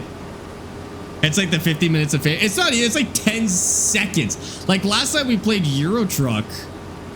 We played Euro Truck on stream in multiplayer. Some guy was driving the wrong way, running into everybody in the convoy. He was on screen for 1 second and then he was permabanned, and we never talked about him again. I don't even know what his name was. It gets you absolutely nothing, but I don't know. I always think some people didn't get enough attention from their parents when they were getting raised or something like that, so they take it out on stream. Trying to hold the pitch of the nose up with just your thumb is especially difficult, and the sensitivity seems to be quite high. Despite me pulling back lightly, a joystick, I feel like you can control the pitch in one play. Yeah, so Flight Sim, honestly, if you're playing Microsoft Flight Sim on a controller, I don't think you could do it without certain assists on. I think you have to keep some of the assists on controller, just because there really is like a definite downside to using a controller. Once you have all the fancy gear, then you can start turning assists off, but I think you have to play with at least some of them on controller. I don't really like multiplayer because the friend I play spams soybeans and is also from Europe, so I'm jumping from 80 to 2000 ping. At least this game, like, ping isn't that big of a deal. You'll see a delay in your crop, but generally it's okay. Or when you're handling bales, that's kind of frustrating. Unlike some games where like 150 ping will mess you up. Oh, that's okay, John. You're good. No, John, could you resend the answer? I'm so sorry. I actually did. I did miss it. This is poppies. That's what they look like when they're flowering, that red crop over here, and then the month after they shrivel up, and we cut them. We do have to put cover crop down. I was gonna skip and go harvest that one, but we have to put cover crop on all of this so that we get all of our big payouts here. I was watching your stream and they asked me who that was, so I showed them and they said they watched you in your racing date. Oh my god, no way, that's crazy, John. I was wondering how that naturally came up. Pallets are annoying at a high ping. Yeah, pallets, when they're jumping all over the place, are pretty brutal. Dylan and Blake, thanks for the follows on TikTok. Lucas, welcome in as well. Good to have you. We'll finish this field for sure, and then we should get into seeding that cover crop. We don't have to do anything. We don't have to fertilize it. We don't have to do tram lines. The cover crop just goes in, and then, well, I guess we will have to cultivate then. But we'll use a big cultivator. I forgot you have to cultivate if you use a cover crop. But we'll just use like a big one. Biggest one we can find. Resubscribed at tier 1 we have a lot of big months. tractors anyway. Well, we have a big tractor. Leo, thank you for the tier 1 sub for 7 months, dude. Welcome in. Thanks for using your tier 1 in here. How's it going? How do I get ad-free with Amazon Prime? Okay, so if you're on Twitch, you have Amazon Prime, go to the settings, go to... I'm pretty sure it'll just say something about Amazon Prime in there, but go to the settings, go to the Amazon Prime page, link your Amazon Prime, and then come back here. And in chat, you just go Command Prime or Command Sub in chat. Click that link. There's a little tick box that says use Amazon Prime sub, and it'll sub to the channel with your Amazon Prime, and then you won't have any ads on this channel. You can do it on mobile, but it's a bit of a runaround. They don't make it easy to do. Yeah, you can do it on mobile. I think linking the account is kind of tough on mobile, but it is possible. And that's why we set up that Command Prime thing, because I think they're trying to make it as hard as they can, but if you use that Command Prime sub, it'll work. Does it cost extra? No, it's free. It's free. So if you have Amazon Prime, it's just like a free perk that you get. And if you sub regularly, that costs money. But if you sub with Amazon Prime, it's just a free perk of having Amazon Prime. That's pretty good. Best map for a beginner. The base game map, specifically Riverbend, because it has the tutorial. So if you're brand new, play the base game maps. And honestly, before you get into any modded maps, play Riverbend and play Hatan Pantai, the 2 new base game maps. They're fantastic maps, first of all, incredible. But they're also very new player friendly because they have all the amenities and they work perfectly and they've got all the proper sale points. They don't come with any mods like I would start with those. Do you think the manual attach mod would be something you'd like? Basically, you can't attach implements from inside your vehicle. You have to manually go around. I used to always think that this would be a cool thing. When we played a lot of trucking sims, I always thought, oh, it'd be so cool to get out and go attach your trailer to your truck and hook up the airlines and stuff like that. And then we played a game like that called Alaskan Road Truckers. And every time you had to hook up and disconnect the trailer, you had to get out of the truck, unhook or hook up your lines, put down your landing gear, disconnect the kingpin, And it was cool for a little bit, but after you do it about 10,000 times, it gets really old. That being said, though, you'd be doing it less in Farm Sim, because in Farm Sim, you'll attach an implement, and it'll work for a couple of hours with that implement. So that might be okay. In Alaska Road Truckers, you're disconnecting and connecting every 10 minutes. It's not a very big map, and you move pretty quick. So, I think it would be a little bit better on Farm Sim. It's a little too finicky in Alaska Road Truckers. Yeah, I agree. I wish there was a button to skip it. Big thing with the Hydro team. One lot of pallets I truly hate is the quarry stones on Kinlog. By far, the worst pallets in this game are the quarry stones on Kinlog. Yeah, I agree. The quarry stones on Kinlog, and then also the bag pallets, like the pallets of supplies, but it's like a pallet frame with a square bag in the middle. That sucks. I like the bags that you can move, but the pallet bags are, those are terrible, dude. I agree. What do you think should be in Farm Sim 28? I want to see mud. I want to see mud and the ability to get stuck in the deformable terrain.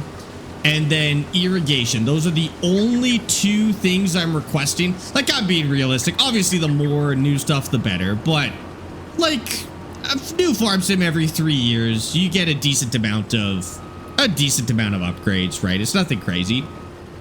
If we saw those two things, I would be very happy with the next Farm Sim. I think irrigation might be a little complicated for the average player, so I'd expect to see it probably in precision farming, if anything, which is made by the developers. Like, it's still a real mechanic. And then mud, I think, would be awesome, but I do worry that people would find it frustrating to get stuck all the time. Like SnowRunner. Yeah, I'd like mud effects like SnowRunner, but not like the farming in SnowRunner. That was terrible. It'd just be nice if the tires actually did something, you know? Crop dusters? As cool as it would be, I'm really not as big into the crop dusters as I think a lot of people are, because I don't think it would be added properly. I don't think it would be like having a full-blown flight sim in Farming Simulator. Yes, it would be cool, but if it's not done right, then it sucks. Like, if you just get into a plane and it drives like a car, but in the air, I don't want that. Like, I don't want that. I don't want a button that you press to call in a crop duster. Like, it would be cool, I guess, but if they were going to add that, I'd want it done right. A landing strip in the game, a decent flight mechanic. Like, it doesn't need to be a simulator, like a flight sim, but if it works something like the flying in GTA or even The Crew or something like that, I think that would be great. I just worry that this game and game engine is not good enough to have a flight sim that's rewarding and fun. Drone spraying would be cool. Drones could be cool. I mean, flight would kind of add drones too. Realistically, the drones in real life work kind of like how AI farmers in this game work. You know, you just give it the area that it needs to work in, and then you tell it to do its thing, and it goes. And then you just sit there and watch it. So I also don't know if that would be a terribly fun mechanic, but it would be something I'd like to see. Obviously, we're gonna get drone equipment at some point, right? Like, it has to happen. It also need cost balancing to be good with crop dusters as well. I mean, like, the game is pretty forgiving with pricing. Like, the finance in this game is not terribly complicated, so I trust that it would kind of naturally fit in. I don't know what the benefit is in real life. Like, I don't know if it's cheaper in real life or just faster, or I don't know what the benefit of using a plane to spray is. Or maybe no tram lines. Maybe that's the reason they use planes in real life, is no need for tram lines. I'm not really sure what the reason is. I want AI to leave tire tracks in Field's base game. Console restriction, to be honest with you. They can turn that on at any point. I just don't think the game can handle it, especially on console. That's my guess for why it's not in there. Giants getting a license for Ford. They just potentially picked up a new license for Ford. The new DLC it did say that there's going to be more Ford coming to the game. So they must have picked up something else. It could be another versatile Ford license, which would be fine. But we'll see what they got. Sparx, did you see Derail Valley update post? I was just thinking about Derail Valley. You read my mind. That's crazy. No. Why? What's happening in Derail Valley, Homer? Oh my God, their once a year update. What's going on with Derail Valley? I love that game. It's so good. You can spray large areas way faster, I think. But what's the benefit to spraying faster? Because yeah, definitely planes are faster than farming equipment. But like, farmers have all day, especially with spraying. Like, you could spray over multiple days. It's not really that particular as long as the weather is more or less in your favor. Maybe it's for places that get a lot of rain and they got to pack their spraying into like really, really small windows. But I don't like, time is on a small scale, on a daily scale. Time is not really a farmer's issue typically, depending on the size of their operation. It's Monday. Why are you streaming? It's normally your day off. Yeah, I took yesterday off instead. I like decade-based farming. Like the shop only carries stuff from that decade and time progression. Yeah, dude, that would be so good. Even as like a game mode, that would be super, super cool. There's so many cool like games coming too where you could do crop dusting. So we're going to get into it in Microsoft Flight Sim. We're working towards it right now. So as we do our search and rescue, we actually complete the bush landings that we need to complete in order to do farming, which is awesome. So we're working towards that right now. We'll do that a little bit more today. And then we'll see what that's like. And then there's a couple of dedicated games where you basically run a crop dusting company. And you own your own plane and you maintain your own plane and stuff like that. It looks like it's going to be pretty cool. See how it goes.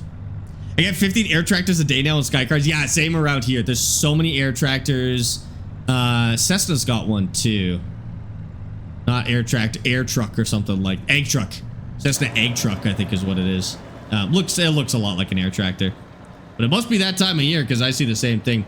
Deo, thanks for the follow on TikTok. Classian, thank you for the follow on TikTok too. Playing Farm Sim 25 on PS5 on multiplayer mode. Hell yeah, dude, that sounds good. Beans and corn have to be sprayed at the perfect time. Time's a very big issue, really. And so like they just have planes that are ready to go, and as soon as it's ready, they just call them in. I guess that would make sense. I didn't really consider crops that had like very, very specific spraying conditions. In Farm Sim, though, I don't know if that would make sense because Farm Sim is just like, just spray whenever you want in Farm Sim. But yeah, I mean, maybe it'd be cool to have. It would be cool to have no matter what. Chaos, welcome back. How's it going? We have helicopters flying around here that don't show up on Skycars. Yeah, that's actually not terribly rare. If you really pay attention, you'll see some planes and helicopters not on Skycars and not on Flight Tracker at all. Because some stuff is on Flight Tracker 24, but not Skycars. And some stuff is not on at all. Like there was a private jet. Amy and I were headed home from somewhere and we saw a cool looking private jet. We're like, man, what the heck is that? That thing's ripping. And then we looked it up and it wasn't on Flight Tracker at all, which was kind of crazy. So not everything's on there. And then there's like obvious ones, like military stuff isn't always on Flight Tracker for obvious reasons. Oh, there we go. We must have bumped that at some point because it has moved a little bit.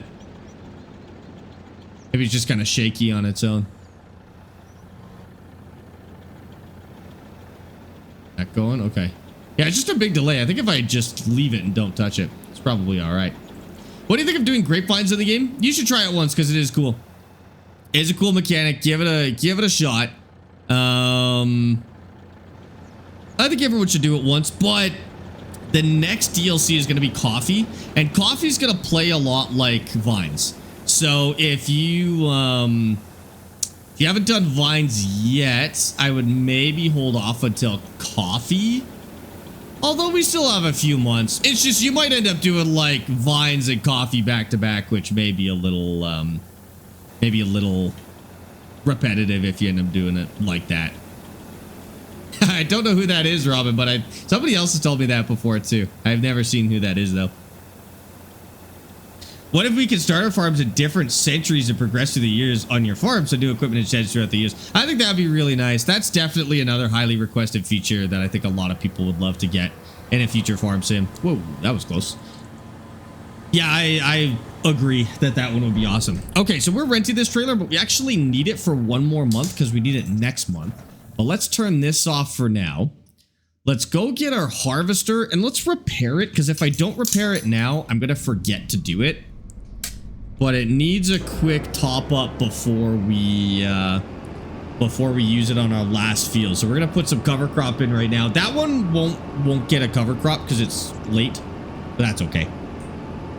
Moisture levels, I think moisture just in general. So moisture levels for grass and hay, for bales, for silage, for like irrigation for crops, weather, harvesting moisture, like those would all be great.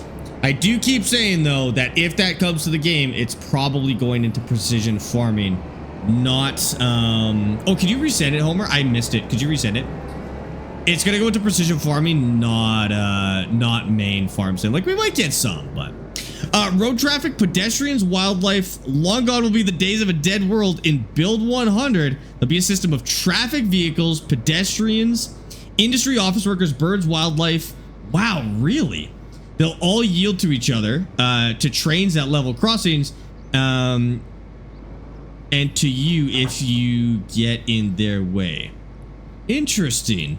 Not a big gameplay update, but it'll definitely add some life to the world. We'll go play a day of Derail Valley then, once that update happens, because that's cool. I wonder, I'll have to go look at what else is in there. But that's big, because yeah, it does feel like post-apocalyptic train simulator right now. Which is like, it's built into the story. They've kind of, not that they've done that on purpose, but they've justified it with a story. But yeah, that would be nice. What mod do you recommend for 115-hour save? Mods I just kind of use to solve frustrations that I have in the game. So if there's anything that like I hate doing, or there's something that I wish I could do but I can't, I'll usually add those as a mod. There's not a particular mod that I think you would need after 115 hours. I think you're probably on the right path. When are we flying helis? 30 minutes. 30 minutes. Adding electric trains, wired trains with overhead power, and cranes for car. Oh wait, that's coming with the new build? I know that's on the it's on the, what do you call that? Roadmap is what I'm thinking. Oh wow, so okay, I'll have to go read up on that that update, because that's pretty sick. I love that game. It's so good. We could even start a new save. Repair. That one's good, and this one needs a repair. 2,500 bucks. That's an expensive thing to own, dude. Holy. Only farm sim today, or maybe flight sim, if I may add. I'm thinking a little bit of flight sim. I've been having a great time with that. I think it's actually, I was really worried about it not being a good stream game, but honestly, it's been a fun stream game. Like something that chat can actually get involved with. I thought it would just be me sitting there flying in a straight line, but like all these career things have actually like given us something to do. So we'll play it for another hour today and see how it is. There's not a good variety of medium tractors or small tractors until you add them with mods. But you're 115 hours in, right? So you're getting into the big stuff now. But yeah, in a new save, definitely small tractors for sure. Cheap car we'll have to try sometime too. We'll play a new game tomorrow as well. It's Tuesday tomorrow, so we'll try something new as we do with every Tuesday. So if you're here near the start of stream, you can help us pick a new game. But as part of that, I will also include maybe some older games we haven't played in a while if you guys want to. Name of this map is called Nadenthal, Valdemar. It's in the North America maps. There's a new map and stuff too. Okay, I better take a look at that. Homer, you kind of buried the lead on that one. I probably should have led with new maps, dude. That's insane. Coming near the end of 2026. Dang. That's later than I would have liked. Okay, let's get some cover crop in here. It does need to get cultivated to fix the tram lines, I think. I think that's why they're so funky, but we'll do that. And we're going to unload the fertilizer too. so it doesn't try to fertilize our cover crops, because I don't like when it does that. God, I love this thing. It's so good. What other chats are you reading? Just Twitch. I do Twitch and TikTok. It should be if the moisture is too high, the combine struggles and you have to stop. Yeah, I think that would be really nice. But keep in mind that most players of this game are casual players. So when you think about mechanics like moisture that make the game more complicated, don't get your hopes up too high. I always think it's nice if they add it with precision farming, but if anything, it'll come through there. I don't think they want to make the base game too complex, just because a lot of people do play this very casually, right? Okay, we're gonna drop the fertilizer. We need to do oilseed radish. There we go. And then we're gonna drop the fertilizer, and I'll drop it here because we're actually going to load it back in once we're good to go. Get our seeds in first. How many hours on farms to 25? About 1,500, I think. I bought it on Giants, so I don't get an hour counter. That's gonna have to add up all of my playthroughs together. But I've deleted some, I've deleted some playthroughs, so I don't actually have a good idea for how many hours it is, but that's all right. Jaden, thanks for the follow on TikTok. Is that a Big Bud tractor? No, but it's the same style of tractor that Big Bud is. This is the Ford 1157? 1156. And it is the same style of tractor that Big Bud is. Also kind of that same era of tractors. This one's awesome, dude. I love this thing.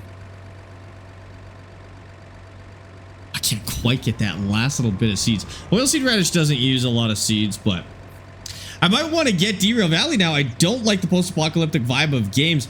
That's totally fair. Derail Valley surprised the heck out of me, dude. Like, when I first saw that game, you guys were like, you just got to trust us. It's an insanely good game. You just got to play it. I'm like, man, $40 for this game. It doesn't look that good. Weird post-apocalyptic vibes. And then I played it and I was so hooked. Dude, what a great game. What a great game. Yeah, I think we'll probably go back to it after that update. I saw, I think Ultrasaurus has been playing some Derail Valley, which has been awesome. I've been watching those streams, and those are really good. Oh, I'll do this myself. Okay, fertilizer is emptied, so we're not burning fertilizer. I did that last time. I accidentally burnt a bunch of fertilizer. Okay. Then we put the oilseed radish in, and we'll get some money in February. Is King Mod safe to use? Only the most reputable mods. I mean, the thing is, no third-party site is 100% safe to use. The only safe to use one is the in-game mod hub. Everything else, you're taking a risk. The lowest risk ones are going to be the ones that are the most highly rated and highly used, like the more famous mod ones. But don't just go downloading a bunch of mods on King Mod 0. You'll end up with some malware pretty quick for that one. We actually had somebody the other day come in and say they had picked up a more obscure mod on King Mod specifically and ended up with a virus. So just be careful. Third-party modding, and it's better than it used to be. Back in the old PC Minecraft days, mods were... you were taking your life into your hand with Minecraft mods. It was insane. Like when I was a kid doing Minecraft mods, you ended up with a virus no matter what you did. It was crazy. What does oilseed radish even do? Okay, so this is an interesting concept. Little more on the advanced side, and you don't need precision farming to do it. But this is called a cover crop or a catch crop. And catch, not cash crop. Cash crop is something else. This is a catch crop. C-A-T-C-H. And basically, it's a type of plant that pulls nitrogen into the soil rather than spends nitrogen from the soil. It also, when it roots, it stops the soil from blowing away in the wind and stuff like that. And farmers use them to hold the soil in place and add a little bit of nitrogen back to their soil after they're done farming for the year. So we just pulled the poppies out of this field, And now we're just putting the oilseed radish right on top. We're not even going to cultivate before we put oilseed radish back in. We're going to get a specific type of seeder called a direct drill seeder, or a drill. And that's going to allow us to put it in the ground without cultivating, without doing anything else. Then we leave it for the winter. It does all those fine stuff like bringing nitrogen back in, holding the soil in place. And then in the winter, we'll just leave it. In the spring, we'll cultivate it into the soil. So we don't harvest it. We don't get a combine. We smash it back up and we mix it back into the soil. And we get all that nitrogen back in.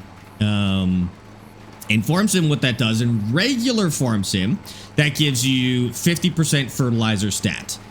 In precision farming, it's actually very different. It only gives you about 20 kilos of nitrogen per hectare. Fertilizer is a little more complex than precision farming, so it's kilos of nitrogen per hectare rather than just percentage, right? And it gives you about 20 kilos, I think. And then if you have it in place in February, the government actually pays you a little bit of money for having it in place, just like real life. Use a catch crop in real life in some places in the world. The government will actually give you money for doing it because it protects the soil. And it's a more environmentally friendly way to fertilize as well. And so that's what it does in the game, basically. I'm good, DC. How's it going? Welcome in. I feel like still the only safe place for mods for Minecraft is CurseForge. CurseForge is the best place for mods. CurseForge actually used to be horrendous when I was a kid. But yeah, that's one of the safer ones. The more verified mod places are a little bit better. Like Nexus is pretty good. CurseForge is good. itch.io is decent. King Mods is so-so. And then sticking to the more popular mods is probably the safest thing to do, even in that case. Turn your crop sensor on? I probably should. I was thinking that I didn't need it, but you know what? It really doesn't hurt to turn it on, does it? So yeah, let's turn the crop sensor on. Thank you for the reminder. How do you sub with Prime? You've connected. Go exclamation point Prime in Twitch chat, and then click the link that comes up. It's a Twitch link. It'll just take you to a specific page from Twitch that allows you to use your Prime sub and see if that works. Gabriel, thank you for the follow on Twitch, by the way. I appreciate that. Welcome in. What do you think about Nexat? Nexat is cool, dude. I like that. I think a lot of people are more traditional farmers and they never tried Nexat, but it's really fun to try an experimental type of farming because there's no like established right way to do it. Like people have been farming with tractors for 80 years, right? So everybody knows how to accommodate a tractor on a farm. With Nexat, you have to change everything about your farm, your field layouts, your storage, like your unloading and loading processes, everything changes. And it's fun to do that in a way where you have to invent it. Like for tractors, if you grew up on a farm, you don't have to think about how tractors work. You just know. If you've seen farming on TV, you kind of understand tractors. Nexat, you just got to figure it out, and that's sick. Dr. Dahmer, Muskie Killer, Tom, thank you for the follows on Twitch as well, guys. I appreciate those too. Welcome in. We are going to use Nexat on this playthrough. Yes, so that'll be our end game, is eventually I want to end up on a very high volume farm where we use Nexat for a year and we farm like a couple hundred acres with Nexat. Because I've used Nexat before, but not on maps where it plays very nicely. I used it on the Asia map, where it did okay. And then our other maps were, we did a French map and a UK map, a Scotland map, and it did not fit for those maps. This one I think is going to be very, very good for Nexat. I don't like the Farm Sim 25 has just lots of weird tractors and brands instead of many models of the normal ones. Yeah, I mean, it all comes down to licensing, right? Like that's the tough part about brands in video games is it comes down to what real life licenses they can get. Like they can't just put a Ford in game. They have to go talk to Ford and say, hey, can we use your tractor in game? And then the deals may be different. Like I've heard everything from sometimes the developers have to pay the company to use their machines. I've even heard that some machine companies will pay the developers to use their machines. So these licensing agreements are all over the place. Nobody knows how they work because they're all under NDA. So it's like, it really just depends on what they can get licenses for. That's why games that don't use brands have a lot of freedom. So I think a lot of people see a game that can't use brands. Like BeamNG, for example, doesn't use any brands. Even in their mod hub, They got to be really careful with brands. And people are like, oh, that's frustrating. Just put brands in the game. It's so much better. I want to see my favorite brand in this game.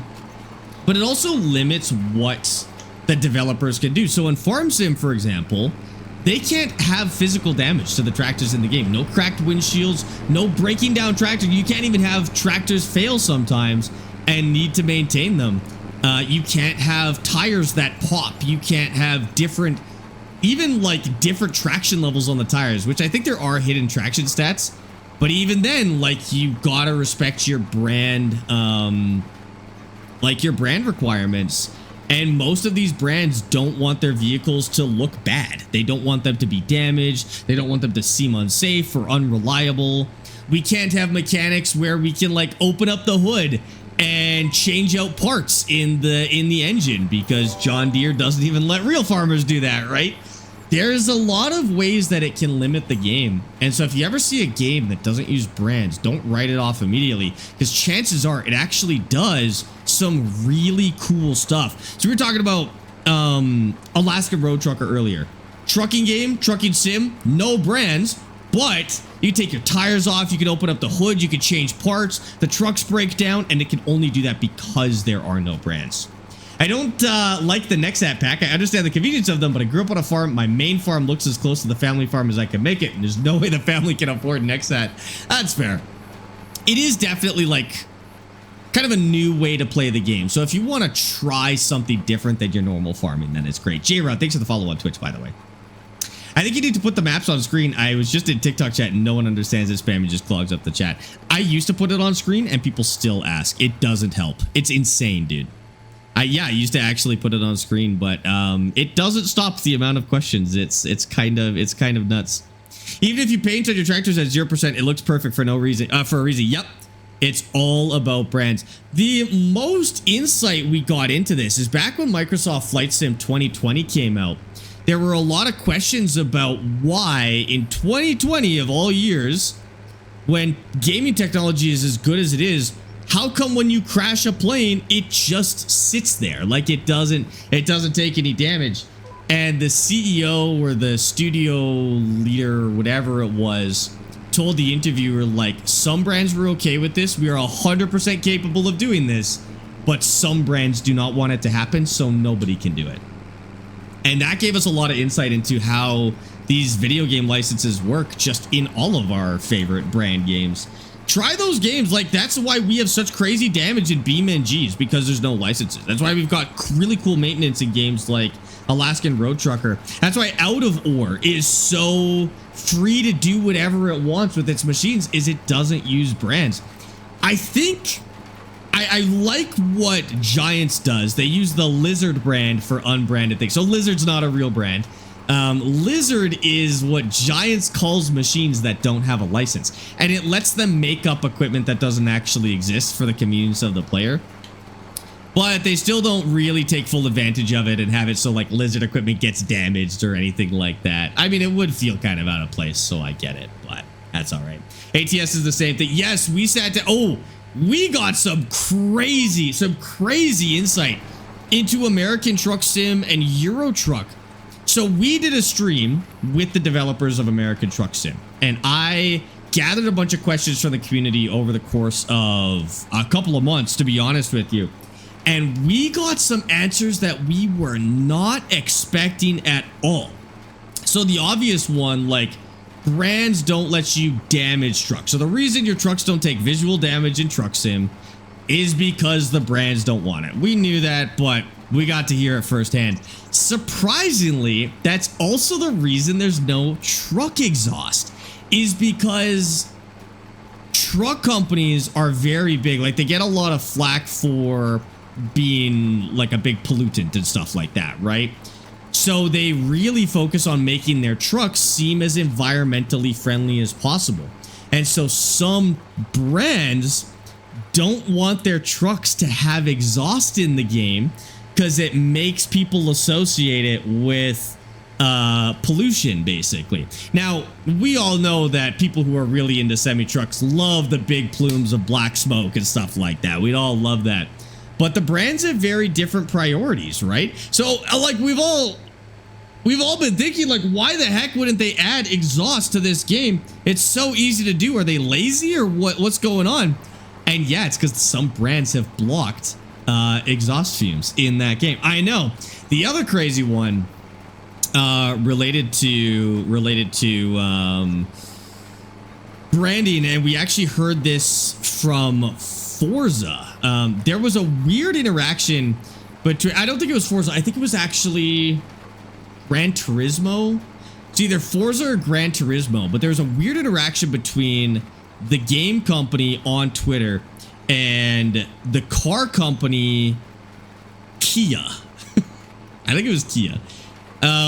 Where somebody was asking, basically on Twitter, they went like, at Kia, why don't you guys have any cars in Forza Horizon? And Kia responded with, we don't condone the use of our vehicles for basically illegal street racing. Now, Forza gets around that because it's technically not illegal street racing, so they've been kind of clever with it. That's why we have the whole festival thing. I'll get into that in a second. But Kia basically kind of showed, and I think they might have even deleted the tweet a little bit later, kind of showed that some car brands don't want their cars associated with street racing because it's unsafe, it's illegal, and their brand is safety. So Kia's really big on safety, so is Volvo, and so is Buick. And so you'll notice Kias, Volvos, and Buicks are very often not in driving games at all. That's a little much. I'll tell you why in a second. Oh, what was I'm on so many tangents right now. Okay, so Forza gets around this with some of their brands by making the Forza Festival. People have been saying for the longest time that they're sick of the whole festival idea. It's overplayed, it's dumb. And even the Crew does this now too with the Crew Motorfest. We're like, why would they copy Forza and have a Motorfest? It's just Forza Horizon.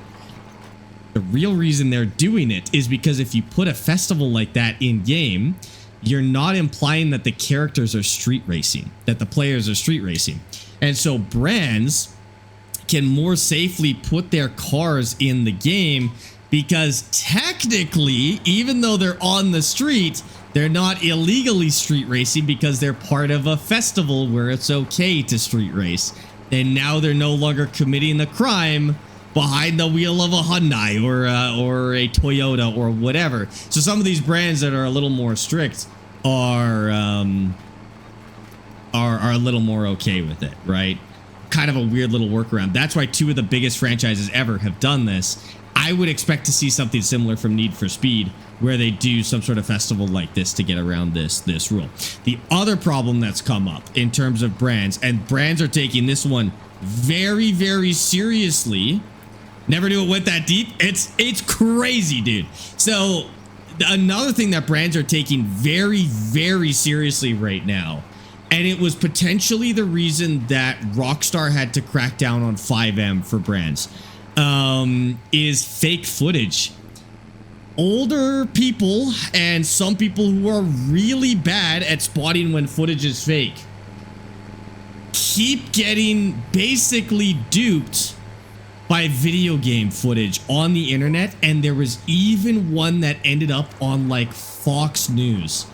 GTA footage of an aircraft carrier in Grand Theft Auto covered in explosions ended up on the news as news about an American aircraft carrier in real life getting attacked. It got all the way onto TV.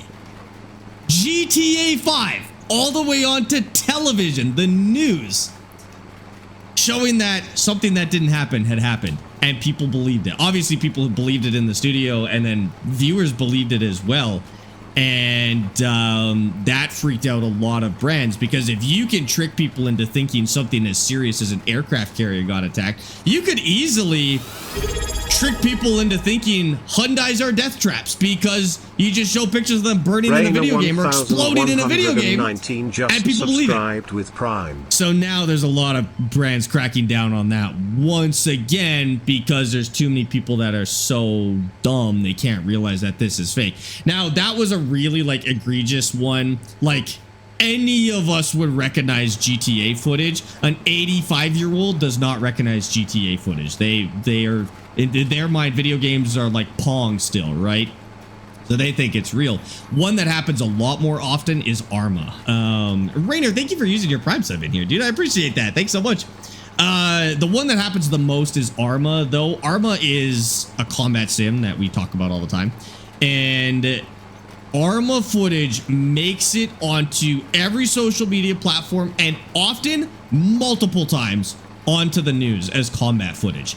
And so people will make up these scenarios in Arma and then they will sell them to news stations as exclusive footage. They can make money doing this and stations will pay for it and be like, hey, I've got some behind the scenes of the war in Ukraine. And they will basically just give them Arma 3 footage. It's nuts. That one is a little hard. There are some times where Arma does look real. The giveaway is usually the smoke. The smoke and the explosions are a big giveaway on Arma. But I will be honest with you, there are times where that game, especially if you put like a little bit of a grainy filter on it, you put it at nighttime, it's very hard to tell that it's not real, especially if you really don't know what you're looking for. Yeah, they'll blur the faces to make it look like it's real. It's kind of crazy. And that was before all of this AI generated stuff. Now we've got this with AI generated content. So it's just a hellscape for brands right now to you know, manage their risk and their brand usage. It's so bad right now, dude. I can see that becoming a bit more of a problem as games become more realistic looking. This has been happening for 10 years. I saw Arma stuff in the news 15 years ago, and it's just getting worse. It's so bad right now, dude. Yeah.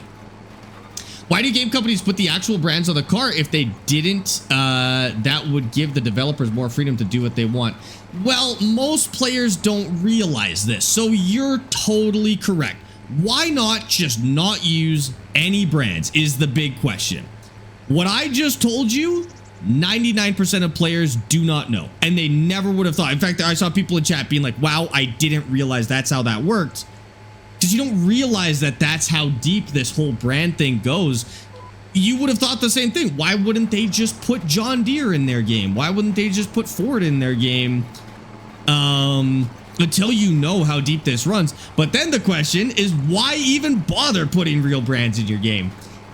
And it's because most people don't realize that this is a problem. Most people just want to see their favorite brands in their game. They are not aware of how licensing works. They're not aware of how deep some of these issues go. And so you'll very often see players being like, why is there no Ford in my game? Why is there no smoke in my game? Why is there no exhaust in my game? Not realizing that it's because of brands. The other thing is, even some people who do know about this, like once they find out about it, once they've been told, they're still like, I'll take some hits to my game for the brands. And that's true. Imagine Microsoft Flight Sim if you couldn't fly any Boeing products. Like, the main reason people play Microsoft Flight Sim is so that they can fly their favorite real-life airplanes. A big reason people play Farm Sim is so they can drive their favorite real-life tractor brand, Case, John Deere. They wouldn't play this game without those licenses. And so if another game came along with a beautiful John Deere license, nobody would play this one if it didn't have those brands in the game. Because the reality is that, like, a lot of people just love brands. They just love their favorite brand, and they will they'll take a lot of concessions in their games in order to get their favorite brand in there. I mean, just look at the chat, especially on TikTok. If you just watch TikTok chat for a little bit, you'll see how many people come in here and ask me my favorite brand of tractor. And that's because in farming, people have favorite brands, and they are die-hard fans of that brand. And they will only play this game if that brand is in there. It's kind of crazy, dude. The brands get advertised. Yeah, I mean, it's probably a net positive for the brands. The problem does become when there's faked content, or even just like a screenshot of it. Like, say you get a screenshot of a wrecked Toyota from a video game that ends up on Facebook as like, oh, Toyotas are junk. Look at all of these wrecked Toyotas. And they're just Forza screenshots. That's still a real problem. So, like, I think most people who play video games understand that, you know, these vehicles aren't bad just because they got wrecked in Forza, right? Chances are you have seen your favorite car wrecked in a Forza game before, and you didn't go, oh, it's unreliable. it breaks when it falls off a cliff. But there are people in the world who do see these and they do think that.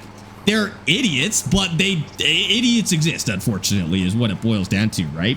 And so these brands are in a really tough place. Chances are your favorite brand is your favorite brand because you saw it in a video game or a movie. Like, these product placements do work.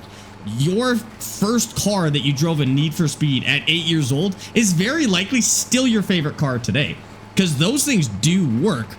But it is offset by the fact that boomers on Facebook also see these things and think that they're real.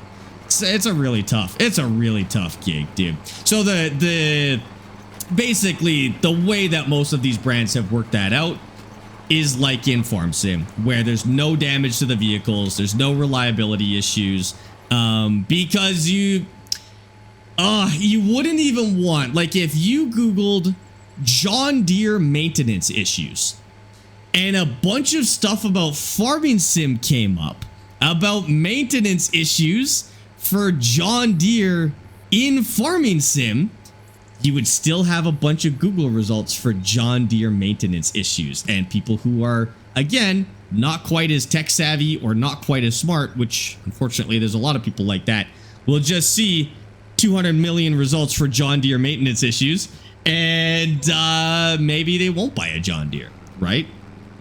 It's nuts. It's nuts. It goes so deep.